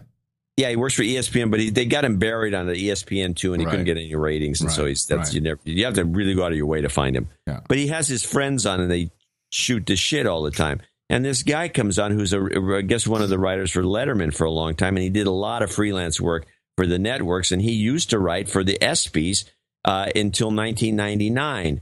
And apparently the ESPYs, which were just a minor thing, they were no big deal. They always had these comedy writers, and the show apparently was hilarious. Comedy writers. Yeah, it was a comedy show. They would. He said, and then all of a sudden in 1999 or 2000, especially when Will Ferrell came on and did a bunch of material, and it was always about ribbing the athletes, which are people that could deserve a good they're a good ribbing. Yes, a good ribbing. The powers that be at Disney decided, we're tired of ridiculing the athletes. We've no more comedy. And since 2000, they've just been a serious show. And if you watch it, it's boring. It's a terrible show. Anyway, it's a little anecdote there for you out there that wonders what's going on behind the scenes. Your turn. I had something I just wanted to discuss. I was reading an article about Uber last night, and how, of course, like it, hate it, whatever the case, the taxi business was a crappy ass, shitty business that sucked balls around the world, and it's been completely disrupted by. It's actually a pretty simple concept. And can I throw an anecdote in? Mm-hmm. My wife was in town for my daughter's birthday. We were hanging out. She went to, after dinner, we all went to dinner. And then Jay, and my son, JC, he works in the city in San Francisco, and he knows all the bars. So he's going to take Jay and everybody out bar hopping for a while. So I decided, no, it was the night before the show. No, you have a show to do. You cannot. I got a show to do. I have to go home. I'm not going to go out drinking. Right. So I went home, and Mimi had set it up so we didn't have to worry about driving. So she took Uber back. Yeah. And all she did was rave about Uber. Mm-hmm. Oh, this is so much better. It's not puke. Then she tells me stories about when she was in San Francisco. Oh, you get puke cars and shit. And she says one time she was in the city and her friend she says, she said there's a floor sticky. She looks down. She's standing in puke. Nice. And the cab driver says, "Oh yeah, I know. He didn't care." Right. So that's the premise. Right, exactly. Now let's take Uber, and I'm just going to tell you that this whole ride sharing part, that's a huge red herring, and that's the piece that is tossed, throw away.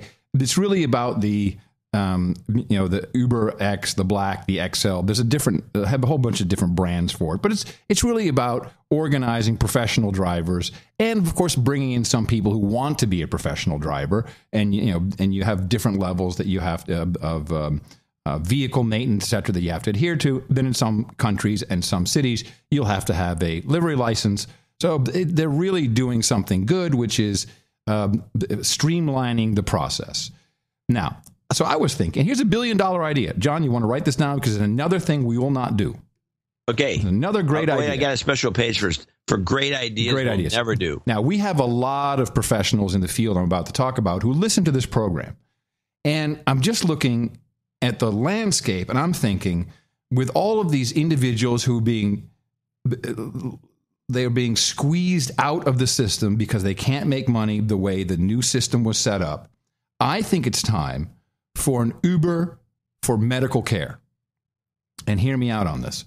We have doctors, we have nurses, we have, and they either work for one of the big three health companies, or you're pushed out with all the regulations. You're pushed out. Now, what if? Because I think if you're a doctor, you can practice as a doctor. And if you have a medical need, you're licensed to practice. Yeah, you're licensed. You have a medical need. You can look on the app, find a doctor who's available nearby, and then click, and then and they'll charge you normal prices. They will house calls. How you could do house calls. They will have very transparent pricing.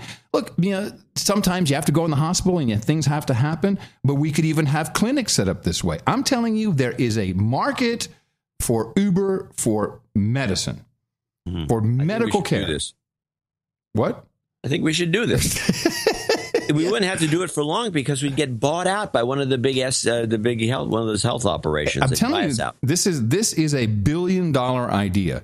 And because all you do is hey, look, I'm a nurse practitioner. A nurse practitioner can do all kinds of can administer things.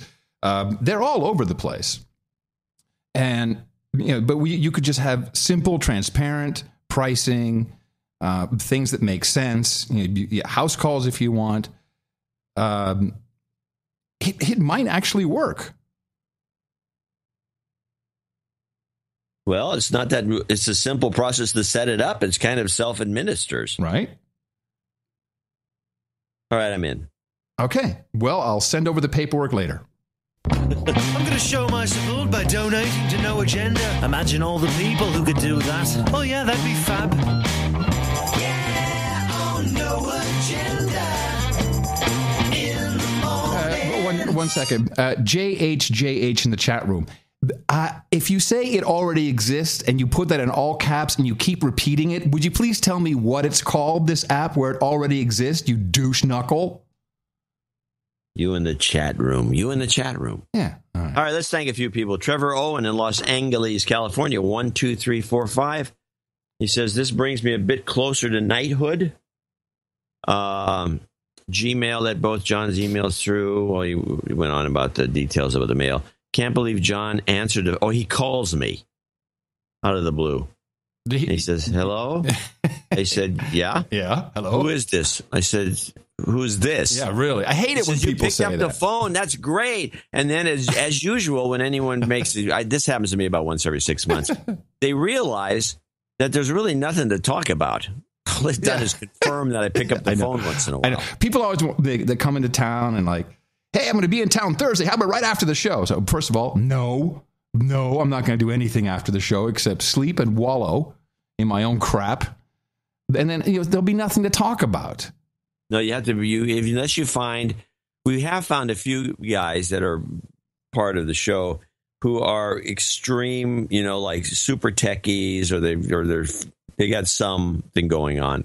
Most people, they're I don't know. There's a lot of them get kind of starstruck. Yeah, and that's nobody should ever do that. Anyway, that's just my thinking. But so he calls and then he realizes there's nothing to talk about. He says, "Okay, well, thanks for talking." Goodbye.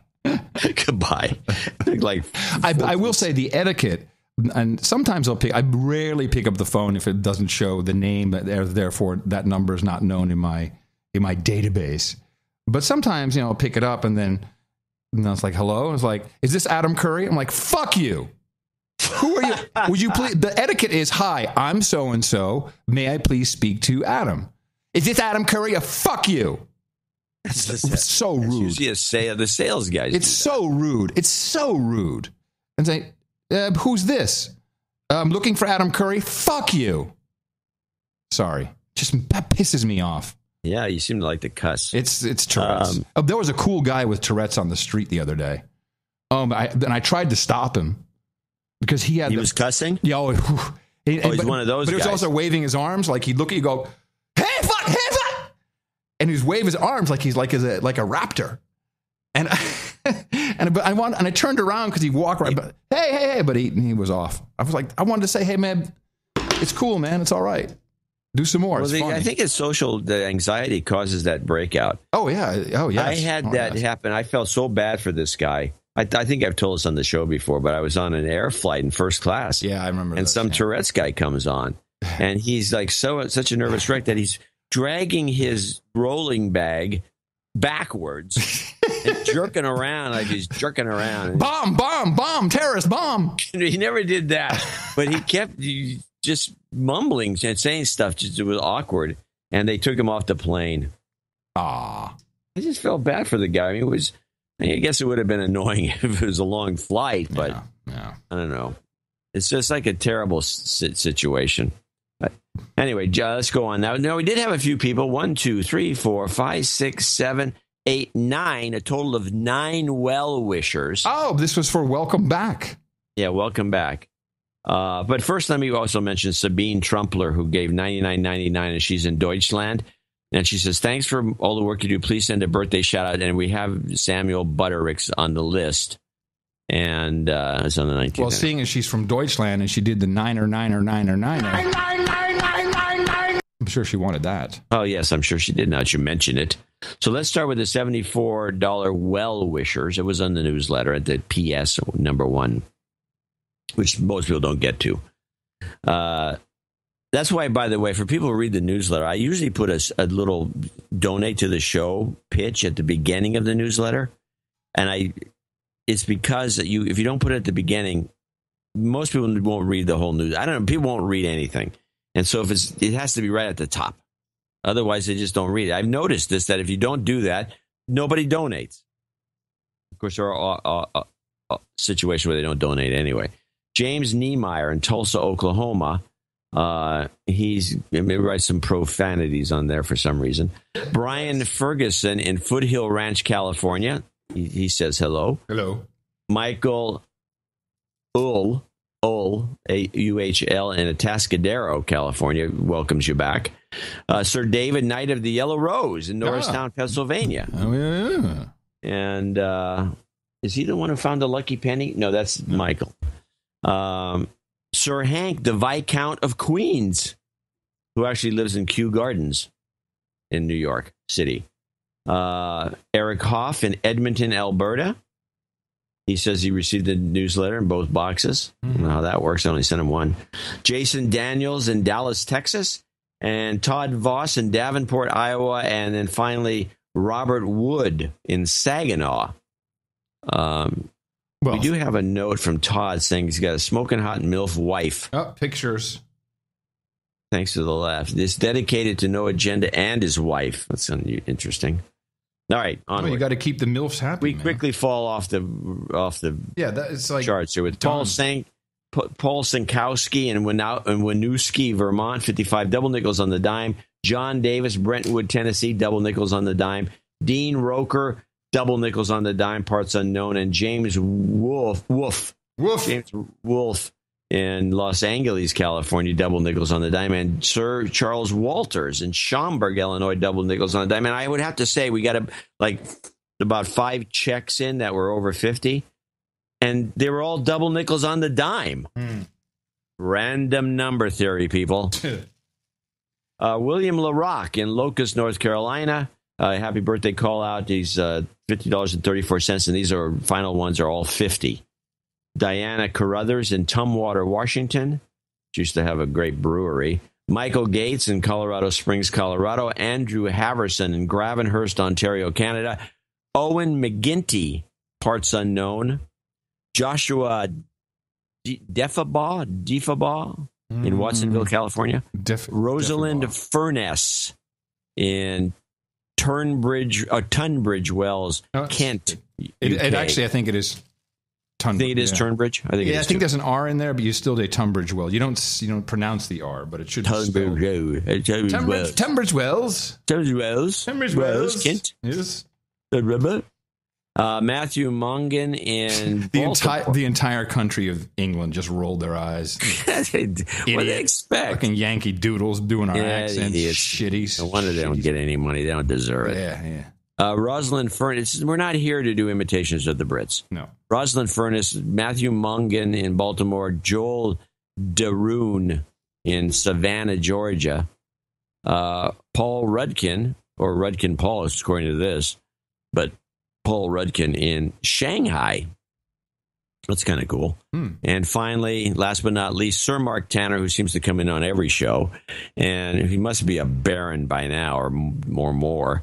And Bill Hudick in Timonium, Maryland, I believe. I believe it's Maryland. Well, 50. Highly appreciate people who did support us, but oh man, we haven't had a down show like this in a while. Yeah, it's pretty bad. One executive producer, at the lowest. I think that is the only time we've ever had a guy that the basic level got executive producer. Usually somebody puts you 201 or something. Well, I have hope. Well, you don't know. I mean, maybe they didn't want you coming home. It doesn't feel great. Let's put it that way. It's not a great homecoming. No, not a great homecoming. Okay, we're. Did they say welcome back when you went through customs? Actually, yes, I did get a welcome home. Welcome home? Yeah. Yeah, I find that pleasant. But it was not from a customs official. It was from one of those security douche knuckles. Oh, well, that's no good. It's supposed to be a customs guy. And I think she kept saying they should. Oh, she's just flirting with you. Welcome back. Step this way. Show your thing. Welcome back. Step this way. Welcome back. Step this way. It used to be so nice. Welcome back to America, Mr. No, Curry. you used to get a big call out. Yeah. Welcome back to America, Mr. Well, after Curry. you're done with the land of the free, home of the brave birthday thing, I will play a couple clips of why this is. I believe why this is. All right. Well, thank you to those who helped us out. Also, thank you to everybody who came in under $50, mainly for anonymity, but also our monthlies. It's always highly appreciated, and it shows that you do understand the value of the work that we perform and do, and you like to quid pro quo reward us with your value. Did I say that right? Came out kind of strange. We're competing with the summer movies for your entertainment dollar. That's right. I think and we don't need as much as the movies. I mean, you pay $100 to go to a film with a family. Yeah. A family of 3. It's outrageous. Yeah. Please support us for the Thursday show. We will be doing one for you. Dvorak.org/NA.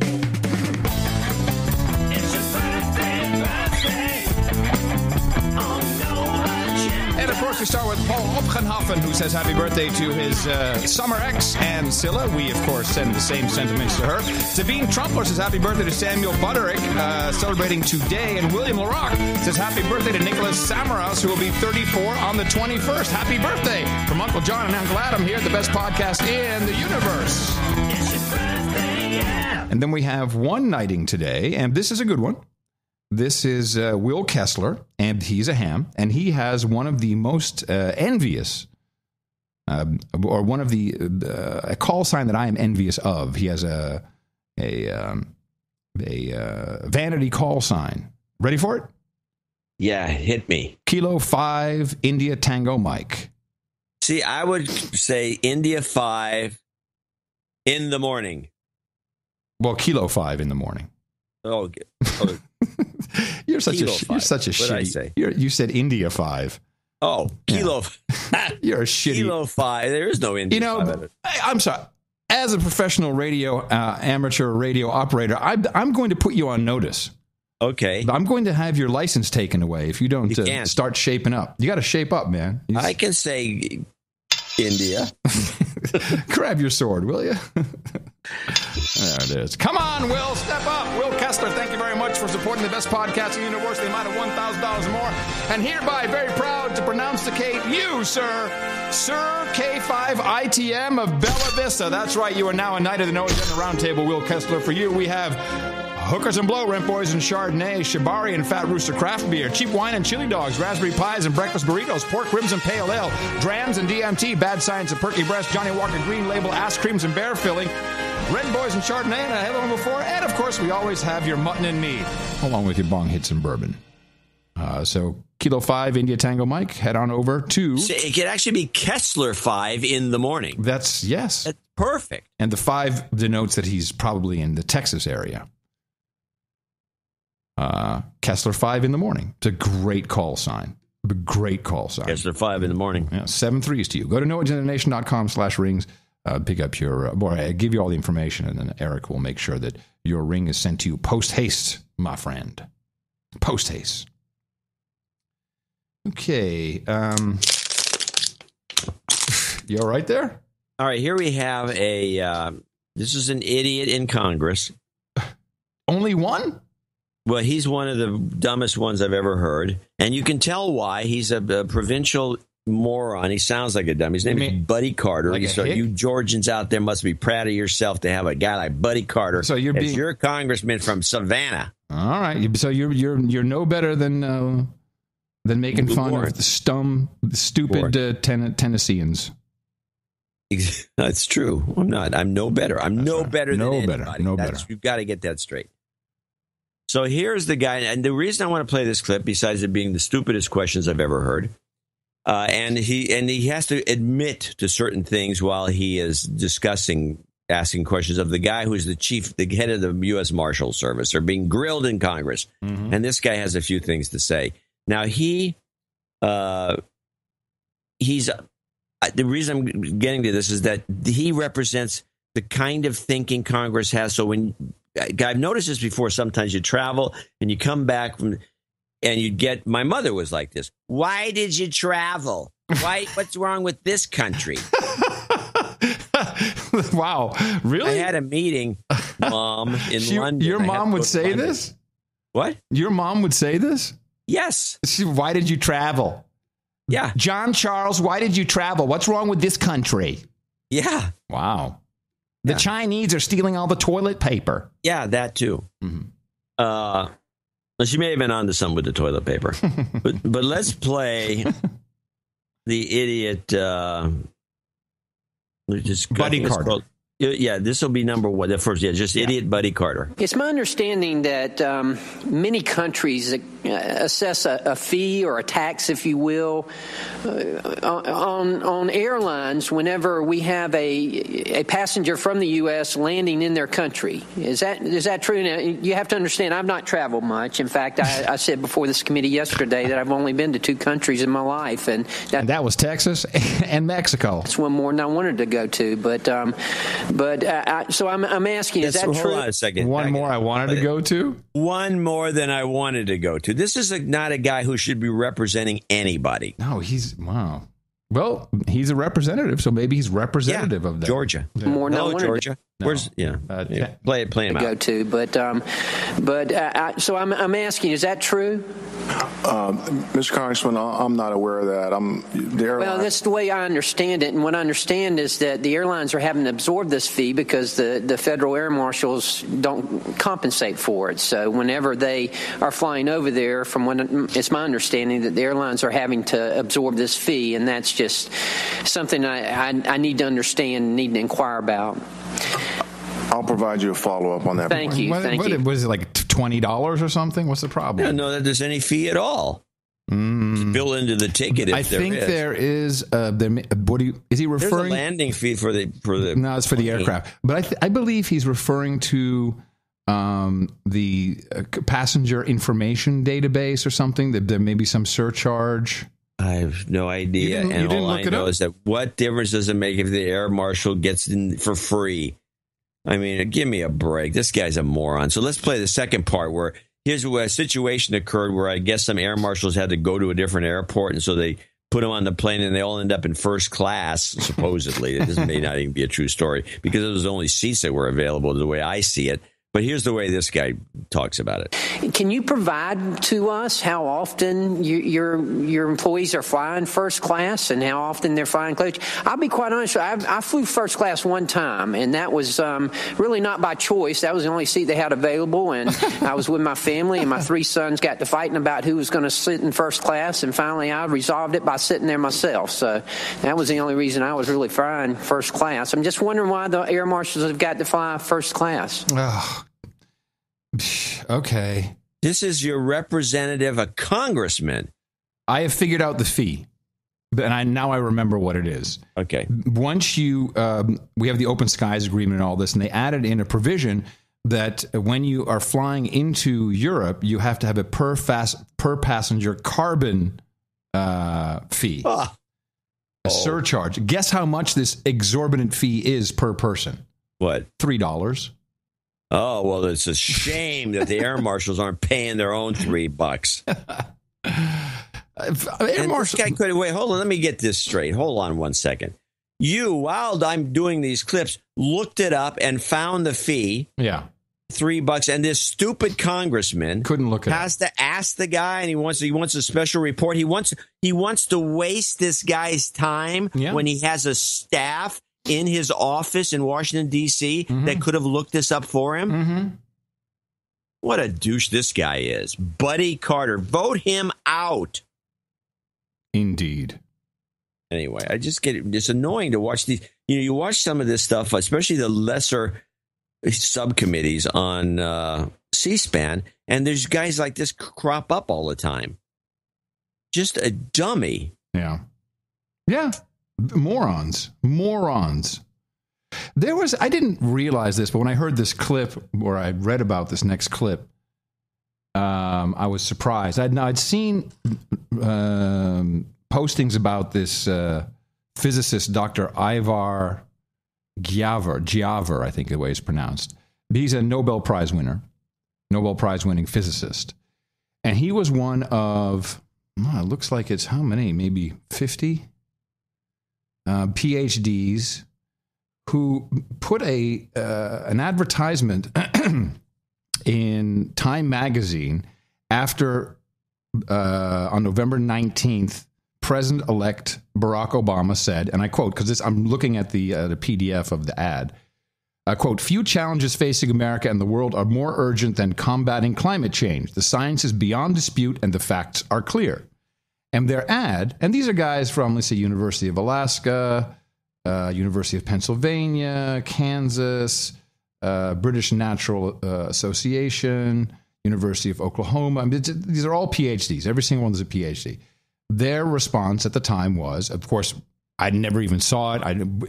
Climate change, we're like kind of thinking about it back then. Big, bold letters, "With all due respect, Mr. President, that is not true. We, the undersigned scientists, maintain that the case for alarm regarding climate change is grossly overstated. Surface temperature changes over the past century have been episodic and modest, and there's been no net global warming for over a decade now. After controlling for population growth and property values, there's been no increase in damages from severe weather-related events. The computer models forecasting rapid temperature change objectively fail to explain recent climate behavior. Mr. President, your characterization of the scientific facts regarding climate change and the degree of certainty informing the scientific debate is simply incorrect. So, what was interesting is this guy was speaking at a conference recently, and of all the global warming, man-made global warming or climate change standpoints, or what would I? What's the word I'm looking for? Position, yes, or the reason or position. Rationales. Rationale. Well, he's going to tell us that climate change is bullcrap, but he does it in a way that I thought was, to me, it was just mind blown. So here is now what I worry about very much is the conference going to be in Paris in November. And I really worry about that, because the conference was in Copenhagen, that almost became a disaster, but nothing got decided. But now I think the people who are alarmists have a very strong position. And so the physical society always have made up their mind, so I don't have to worry about them. But the facts are that in the last 100 years or so, we have measured the temperature. It has gone up 0.8 degrees, and everything in the world has gotten better. Yeah, now you're talking. So he'll tell you how much better it's gotten. So 0.8 degrees, almost 1 degree. I believe he's talking Celsius, centigrade. Then, of course, we're all worried about the 2-degree increase. So he says, yes, temperature's gone up the past 100 years by 0.8 degree, and everything's just been better. See? So how can they say it's going to get worse?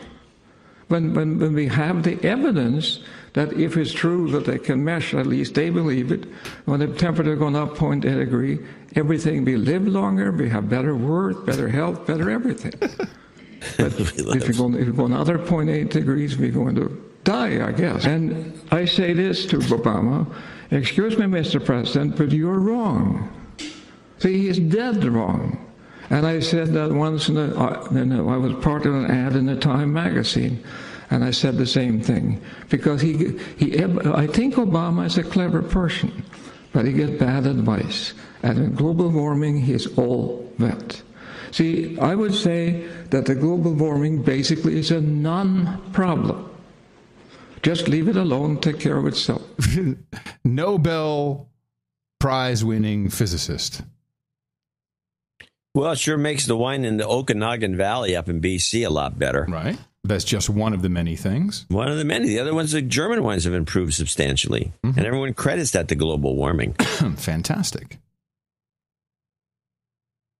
All right. Well, that's the good news. That's a different way of approaching it. Yeah. I'm just going to guess that you want this. iPhone, schmyphone. Time now for Tech News. It's Sunday, everybody. That's where the tech horny go off and do their little shows. And we here on the best podcast in the universe talk about real issues of technology. You got something? What clip are you thinking of? Net neutrality. Oh, yeah. This was I caught... There was a discussion on one of the channels, one of the cable channels, and they used this as an example of the argument for doing something about promoting net neutrality. And I was just stunned because there was Molly Woods on NBC. They asked her a question about all this net neutrality fuss, and I listened to this and I went, "Oh, there it is. There's the classic answer. It's not broken. Let's fix it." This is more about preventing a problem than it is about fixing an existing problem for consumers? Absolutely. It's about saying, look, there's every possibility of problems developing, and we want to stop that before it happens. And I think that's an absolutely fair thing to say. It's called pre-crime, Molly. Yeah, there's nothing wrong with the way the networks are operated. But something could happen. Something bad could happen. Potentially, let's give it over to the FCC to ruin it. Yeah. Just a matter of time before we're starting Before to it's see crime, it's pre-crime. We'll get our podcasting license, I'm sure. We'll jump through all the hoops. Grandfathered in. Yeah, we'll jump through all the hoops. For sure. Was that it? Was that's your tech news? Yeah, it was just a throwaway. Okay. I got 99 glitches.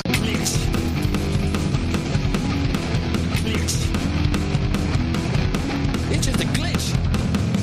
And put a goatee on there, will you? The only good phone's a landline, and the phone should be made out of Bakelite. There you go. Brief tech news, but sometimes there's just not enough to talk about. So then we just make it very short. It would have been the shortest tech podcast. That wasn't even worth talking about, to be honest about it. I thought you had something there. I saw net neutrality. I thought there was... Yeah. No, it was just one of those. I throw these occasional clips on the list. Just people don't realize how this show is actually produced. But you sometimes you put stuff down just on the off chance it comes up in the conversation, and then you got the kicker, and the other guy, either him or me, Adam or myself, we go, wow, what a great clip to come off to prove my point or disprove it. Right. Very rarely disprove. Actually, I did kind of have a tech thing, but I'll just mention it here. I've been following the Reddit saga with, initially the woman who was Ellen Powell. No, the woman who managed all of the the Ask Me Anythings, and she got fired, and then everyone got freaked out. And now the whole conversation, if you follow it, has become women are targeted specifically on the internet. And this Ellen Powell was saying, "Oh yes, I was affected much more because I'm a woman, and the trolls are winning the battle for the internet, and it's all about the trolls. Are always winning. Oh, it's all about the trolls, and people don't understand. You do not have to deal with that. You don't have to use Twitter to publish. You don't have to use Facebook to publish. You don't have to use Reddit. There's many other ways. Get a WordPress. Learn some Linux. Install some forum software. There's a million things you can do. Yeah, these complaints are no good. People are always. I'm sorry. We were talking about this over the dinner table. JC and Jesse and whoever else was here. Yeah. And JC believes that she was brought in as a hatchet man, and this was all planned. Oh, I totally agree. And so they brought her in, let her become the hatchet man to straighten out Reddit so it can become an advertising vehicle, since Condé Nast owns it. Yep. And become an advertising vehicle that is. And people didn't like it, of course. Like, screw that. It would be it's brand, safe. Has to be brand safe. Yep. So you get rid of all these things, let these things blow themselves up, and get rid of the one woman who is, having a lot to do with its success. And then Ellen Powell, then you let things start to die. People starting to bail out. So then you fire. As planned, Ellen Powell. She was always interim. She was always there temporary. She was always in interim, and so they fire her, and then everyone says, "Oh, they got rid of the evil witch. We can all go back." And now the whole thing is set up for advertising. Right. So this is the corruption of advertising, and people are losing their collective shit. Like you didn't know this was going to happen. Seriously, please, stupid. You don't have to. You don't have to do that. We don't use anybody. We have our own stuff set up. We have people volunteering. Void Zero, running everything for us. Very cost effective. Thank goodness. You can run your own email. You don't need Gmail. Donations. Well, there's that. You don't need your own. And by the way, if people want me to stop moaning and groaning about lousy donations, it's an easy fix. You know what to do. Yeah, exactly. Dvorak.org/NA. I think I forgot to mention that. Exactly. Yeah. I think we are the modern media. Postmodern. We're the postmodern media. Yeah. We don't have a studio. Nope. Well, we have separate studios, but there are spare bedroom studios. Is what I got. Spare bedroom. Personal studios. Not a big deal. My daughter, when she stays over, has to sleep underneath the studio desk. Oh, that's a shame. That's what it is. Couch. Well, that's where you sleep. Never mind. No, no, that was the last marriage. I got used to sleeping on the couch, and so I kind of enjoy it. No, but the thing is, people have to. We had this with the lock on distribution, where we had literal gatekeepers who determined what would go where. now that has fallen by the wayside, there are all these new models and ways of making it happen. Now, we're never going to be rich off of this show. Never, ever, ever at $1 million. We will die before we ever even come close to getting where we say, hey, that's working out well. But that's okay. That to me is the new economy. Trailblazers. Well, trailblazers always get burned, huh? But in the new models, and I just got Vonda Shepard's new CD. I helped her fund her studio session. You got a nice little note. I like her. She's a good artist, and she couldn't get a label to do anything, and she said she did a Kickstarter. Yeah, fine. Then I got this thing yesterday. I was emptying my mailbox. I'm like, hey, what is this? And it's a CD. And it says, to Adam, thanks for the support. Hope you enjoy. Written on the CD cover, love Vonda Shepard. And she's not going to get rich off of that, but she's able to make what she wants, her product. And she can sustain herself. So we're sustaining. Gets her name out there. And of course, and we're sustaining. We're hobbling along. In this case, hobbling for sure. Today we got the ugly sticks out. We're hobbling for sure today. So this, please. Bottom line, continue to prove that this works, so other people can do it. I don't think we can end the show without talking briefly about Iran. Well, I've got a couple things. You got some backgrounders? Well, I didn't get a backgrounder. We know what's going on. I think everyone's got the background, most of it. But there was one little tidbit I thought was entertaining. Mm-hmm. And I got the tidbit. The guy that's with Kerry is that character with the long hair, the physicist. Yeah, the Mufant. The Mufant guy. I can't remember his name offhand. Yeah. But it doesn't matter. It's the Mufant guy. They were standing, all the people from Russia and everyone that was involved in these talks. We make it sound like we did everything in these negotiations. And he was there with Kerry's side guy. Yeah. He's his wingman. The guy, if he's 5 foot tall, it's a miracle. Oh, man. He's also short. He's unbelievably short. It's not even short. Well, let me tell you, I find, because of his shortcomings and his wacky hair, I find him interesting. He's a very smart guy. He's very smart.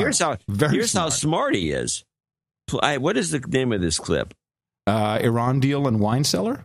Yes. Listen to this little story. Is much worse at this point, even as they are trying to reassure other allies in the region that this isn't as bad as you may think. Which is why you hear the president talking about the logic of the deal. Right. Well, and I was struck at that press conference. The story I wrote was focused on this. I thought of his love for Mr. Spock, which he has expressed. Logic and science. The White House is coming really hard with the science on this deal, trying to make it seem as though there's really no counter argument at all, and that drives opponents crazy, by the way. But what about the science of the deal, guys? Well, there's a reason that Ernie Moniz, the former head of nuclear physics at MIT and now the energy secretary, was brought to this deal because there was a second negotiation going on that in some ways was more fascinating than the one between Secretary Kerry and Minister Javad Zarif, the Iranian foreign minister. And that was between Moniz and his counterpart, his Iranian counterpart, who also went to MIT as a student. And that conversation was an effort to depoliticize the issue by coming up with technical solutions to what was essentially a political problem. And they managed to do it. Much of it down in the wine cellar of the Coburg Palace Hotel, which was down so deep in the rocks of this old site that the Iranians began to call it Fordo, which is the name of their underground nuclear enrichment center. How many bottles of wine were down there? 60,000. I don't think any of them were consumed during this negotiation, though. Let's not give people the wrong idea. It did look like a dungeon down there. It did look like a dungeon, and we were told definitively there is no wine in Fordo. But there was plenty of radioactive material, which all has got to come out under this agreement. But the idea here was take the politics out. The problem is that when this goes to Congress, if your vision of what the deal was going to be was take apart all of Iran's nuclear facilities, dismantle everything, there's nothing that Ernest Moniz can say to you that you're going to like. Huh. What a great gig. I bet you Moniz knows all about it, too. I bet he's an aficionado. I bet he really knows his wine. I bet he does. Doesn't he seem like a guy that would know what's going on? Yeah. Yeah, nice. He does. He has all the earmarks. Nice one. So if I understand properly or correctly, This is more of the believe in the science. Your new religion is science. You'll believe anything as long as we have some scientific theory that goes along with it. The Republicans are pretty immune to that because they know how they're being hoodwinked as bull crap. Yes. But this deal, I've looked it over as best I can. I haven't really read the document from page. But I have some things to say about it. I just don't see it as that bad of a deal. That these guys are all bent out of shape, like we're gonna be at World War III, like in. It will commence. The rubbleization of the Middle East will commence with this deal, and the money that's going to be made on selling arms into Iran is crazy. It's another great great sales job. That's what we want to do. Yeah, of course. So that's opening up, and we know is anybody against that? Well, I also think that the $100 billion. That's not leaving the United States. I mean, I wasn't able to find it in. I'm sure there's an addendum or some rider to this agreement. Somewhere there's going to be another exhibit. There's got to be something that says the $100 billion that we've frozen will be unfrozen, but you have to spend it on defense companies in the United States. It has to be. That's the way it would work. That was the deal I would make. $100 billion, but you got to, And of course, it's like a catch-22 because the administration can't say, well, we're really just going to be selling a bunch of stuff that kills brown people to Iran. But at the same time, they also would really like to counter we're giving them $100 billion. I think the deal is great. Give it to us. It's what we do. I'm not happy with it, but it's what we do. We make war stuff. Look at all of our vehicles. Look at everything. Everything we have is a derivative of the military industrial complex. So this belief in science, and I don't know if this is true, but I have a couple of. She says, "What's the science of the deal?" Here we go. So the American Psychological Association will, in their upcoming journal, which is to be released in early August, according to reports, but I don't know for sure, will publish the results of a study. And I shall read the executive summary as reported by multiple outlets. This is a 5-year study by the APA, the American Psychological Association. According to the APA, a strong and passionate belief in a deity or higher power to the point where it impairs one's ability to make conscientious decisions about common sense matters will now be classified as a mental illness. Back up. Dr. Lillian Andrews, professor of psychology, stated, quote, every year thousands of people die after refusing life-saving treatment on religious grounds. Even when being told, quote, you will die without this treatment, end quote, patients reject the idea and believe that their God will save them. Those lives could be saved simply by classifying those people as mentally unfit for decision-making. And this is true. Jehovah's Witnesses refuse blood transfusions, even if they're dying. I mean, I don't understand why we're going to... Christian Science is the one that's most notorious for that. For what? Refusing these sorts of treatments. Oh, okay. Christian Science. That's... but this would be very interesting if the APA is going to... Sorry, you're now nuts. We can do whatever we want. Do you really think that's going to happen? Oh, are you kidding me? Of course. This is so wrong. Oh, it's just the same. This is part of the fascist way of doing things. Yeah, completely fascist. We don't have time. This goes like this. We don't have time for this nonsense. Yeah. We're going to treat you whether you like it or not. A mental patient. Well, in California now, you have it is now mandatory. All children who want to attend school and for homeschooling must have their vaccinations. Homeschooling. And Jim Carrey wrote you must be kicked out of the house for not having a vaccine. Wait, what? Yeah, they're going to come in and check. Jim Carrey wrote a long op-ed on this. And he says, you cannot mandate the American people to do this if there is any doubt about the safety of any vaccine. And of course, he has to start off his entire op-ed with, hey, hold on a second. I want to make very clear that I'm all for vaccines, the ones that are proven to work, but the ones that are not safe or have question. And I think every vaccine has questionable safety. There's always a margin of people who react adversely. But now in California, what is it? What is it called? I don't have it here. And he goes into a little bit of no agenda deconstruction. He says here the pharmaceutical industry's web of influence doesn't end in Washington or Sacramento. This trillion-dollar industry perhaps has its greatest reach in Atlanta, where the Center for Disease Control is located and where the revolving door spins in perpetuity. Take Julie Gerberding, for example, who spent nearly a decade as the director of CDC, then left to head the vaccine department at Merck. Yeah. Okay. Well, say goodbye to your career, Jim. What's left of it? What's left of it? No, they're going to screw this guy into the ground. Feels sad. It doesn't take much. Yeah. Anyway, so back to Iran. Wendy Sherman, who I'm increasingly liking, she's the undersecretary for, what is she? I think she's undersecretary of state. And I like her because she looks kind of similar type of person as Fifi Lagarde. It's kind of that kind of, you know what I mean? Okay. So you see her now, you'll know that's Wendy Sherman. And there's some discrepancy. Now. There's some shuffling going on to get this deal done. And I just wanted to give people, producers, a breakdown because people will follow whatever they're hearing on the news and say like, well, the Republicans, they're going to block it, Republicans. So I'll tell you what the rules are and how it works and what I think is going to be done. Here is Wendy Sherman discussing getting this through. Are you willing to hold off at the UN on the resolution that encompasses this agreement until Congress has had its vote? What would be the impact if you were to?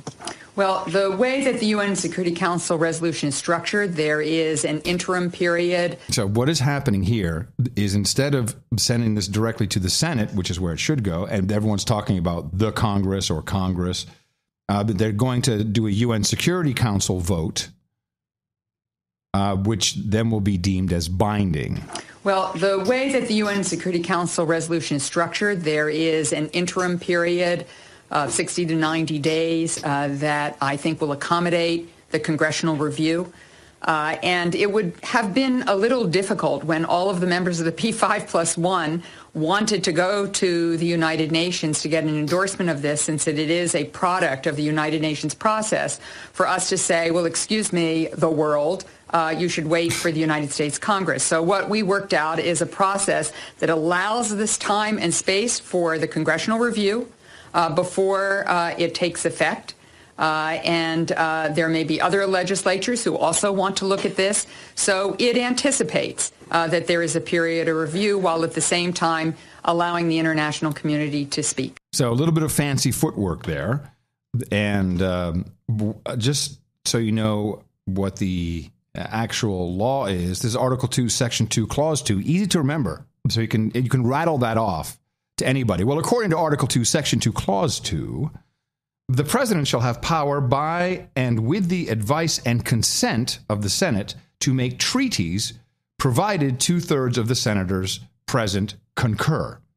So I looked at all the different permutations of that, and the advice and consent is a part of the what is known as the treaty clause.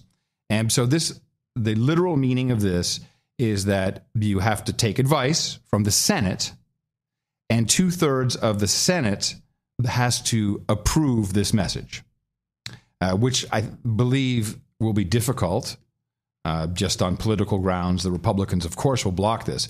So what they're trying to do now is have the president. I can tell you what's going to happen because I think Roosevelt did this.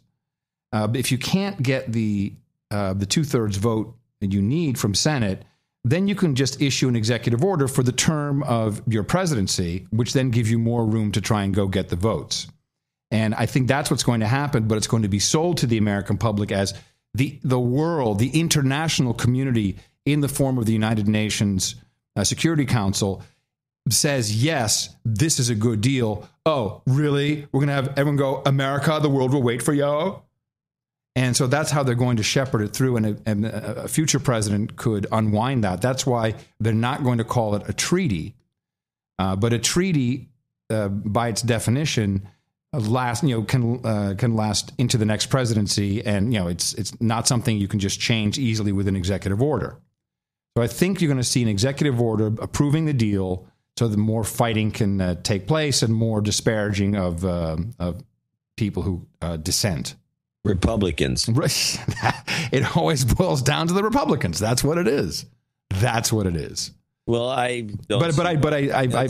find it discouraging to hear people talking about Congress voting, and they don't even know what people don't even know what's in the one document that you can reference. I think that it was well played by Kerry when he was doing his interview on one of these networks. I think it was NewsHour with Judy. Mm-hmm. And he said, these people are moaning and groaning. They have not even read this thing. Right. And this is the way Congress operates. Yeah. And then, of course, we see these things like the 10th. I mean, and it's only 170 pages, I believe. It's not like the 10,000 page, after we pass it, you can read it kind of stuff that goes on in Congress. That this is a very dysfunctional operation, this whole thing. Yeah. They have to read it. And then, I don't know. I have not heard a good argument except hysteria. You hear it from John McCain. You hear it from Lindsey Graham. Oh, you can't trust them. And although Kerry and everybody else has said the following, which is that you don't have to trust them. We have a schedule of things that we do, and then the facts allow us to continue. It's got nothing to do with trust. There's no trust involved in this entire thing. Right. You can't trust them. They're going to screw us. They're going to bomb us. They're going to terrorize us. And I don't understand exactly what McCain and Lindsey Graham and these other guys are waiting for. A bigger under-the-table payment from the defense industry, because they're the ones who are going to benefit from this. And you think these guys are all in on getting them more money. Maybe it's just a scam. Maybe there's some evidence that McCain's already in on this deal. Oh, especially with the procurement. Of course he is. So they're going to posture. Okay, well, anyway, I think it's enough. We don't need to talk about this anymore. All right. Anything? I would want to play an end of show clip, which is if you in the show notes today, I have 4 clips. I only want to play one of this great party at the White House for the Library of Congress Gershwin Award honoring Sir Paul McCartney. And I thought the Jerry Seinfeld a piece. I put it like a 2-minute clip of a piece of his. Didn't you play that in the last show? No, I said it. I played Paul McCartney singing Michelle, and I said we would play it on today's show. Then I said, "Do you want to hear Jerry Seinfeld?" You said yes. I said no. I'll save it for Sunday. Oh, okay. Does that make any sense? And what? Do you have anything else you want to? No, we do probably have to get the Greek thing out of the way. I do have a couple of clips I want because we're falling behind on that. Good. Play the these are pretty short. Well, this one's kind of long, but the other ones are short. Play the Greek part 1 and Democracy Now!, and then I'll cut it off if it's going the wrong way. Prime Minister Alexis Tsipras is facing protests from members of his own Syriza party after accepting harsh austerity measures in exchange for a new international bailout. In order for the deal to move forward, the Greek parliament must accept pension cuts and other reforms by Wednesday, 10 days after voters rejected similar reforms in a referendum. After European leaders pressed Greece to accept the austerity package, the hashtag "This is a coup" trended on social media. We already played that. I don't remember. I believe. I don't remember that. I do. Okay. So let's go right to the last clip, because there's something in this clip, which we've been sitting on, that I thought was interesting. This is the rundown. Now, we've played this with the kicker. Welcome to Democracy Now!, democracynow.org, the War and Peace Report. I'm Amy Goodman. Greece and its European creditors have reached a deal that'll force Greece to accept sweeping German-backed austerity measures in order to receive a third bailout and remain in the Eurozone. Provided the Greek parliament accepts the terms, the deal paves the way for a 3-year bailout worth up to $96 billion. After European leaders pressed Greece to accept an austerity package seen as amounting to a surrender of its fiscal sovereignty, the hashtag "This is a coup" trended on social media. Talks continued overnight until Greece agreed to immediately implement measures including pension reform and the privatization of its energy transmission network. Yeah. The deal comes after Yeah, we did play this. Okay, so we got the Greek thing out of the way. I just wanted to these clips. The Greek some math we have not played, I don't think. That's not gonna. I think you played that too. That's a bogus clip. It's got nothing to do with meth. All right. Well. Okay. I do have a funny clip. Hey, John, that was really bad what you just did. Yeah, I know. It was short. It wasn't long. I almost want to cut it out. I mean, just edit that out. That was the worst thing I've ever. I mean, I've done stuff like this. Okay, I make up for it here. Okay, all right. This is the FIFA Mafia clip. Are you sure we haven't? I think we've played this one too.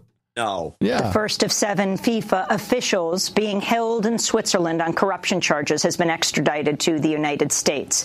This morning's extradition follows the beginning of Senate hearings yesterday to investigate the corruption scandal that's thrown the World Soccer governing body into turmoil.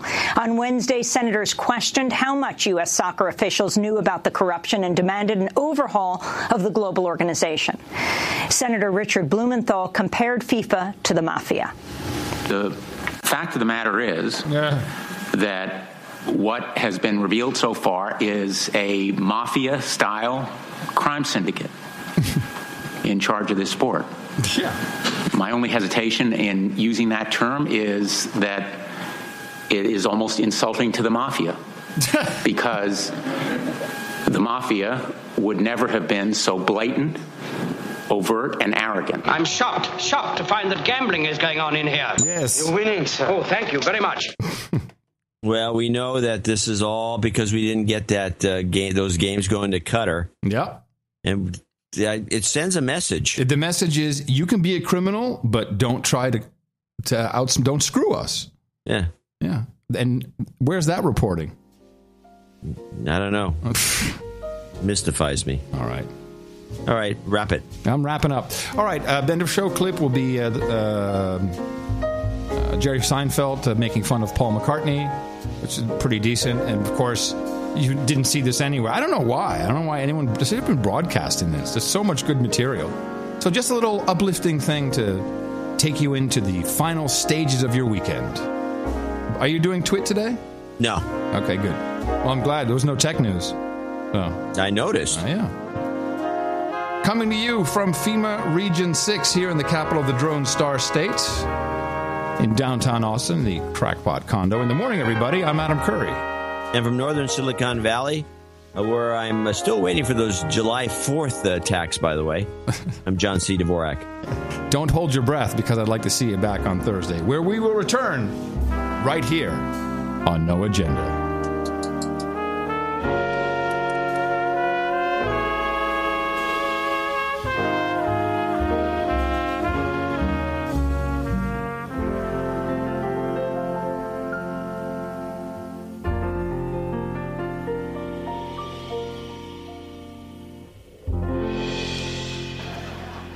Sir Paul, you have written some of the most beautiful music ever heard by humans in this world. It's my favorite music that I've ever heard in my life. I love you for it.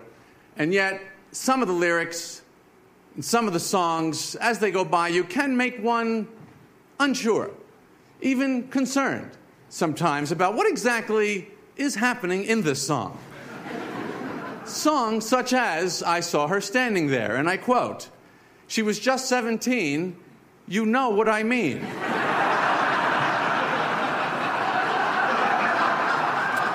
I'm not sure I do know what you mean, Sir Paul. I think I know what you mean. Getting Better from Sgt. Pepper. Again, quoting, I used to be cruel to my woman. I beat her and kept her apart from the things that she loved. Nice.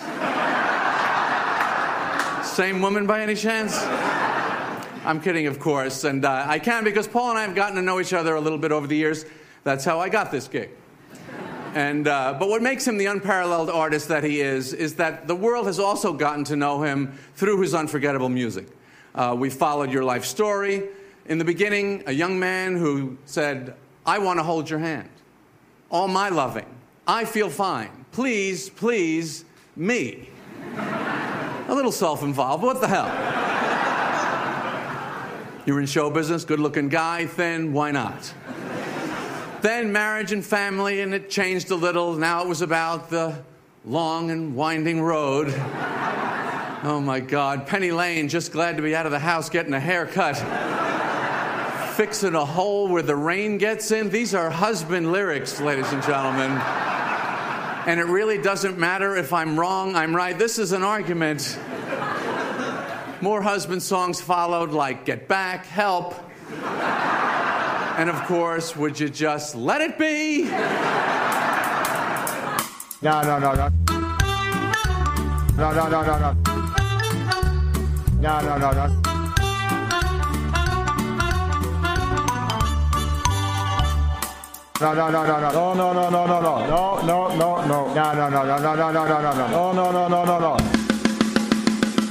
Hey.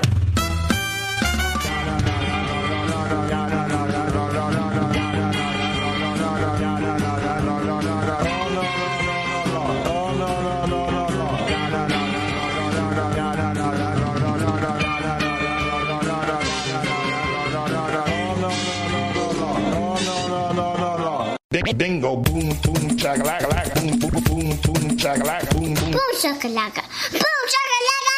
All right, judge number one, Manny Pacquiao, your question, please.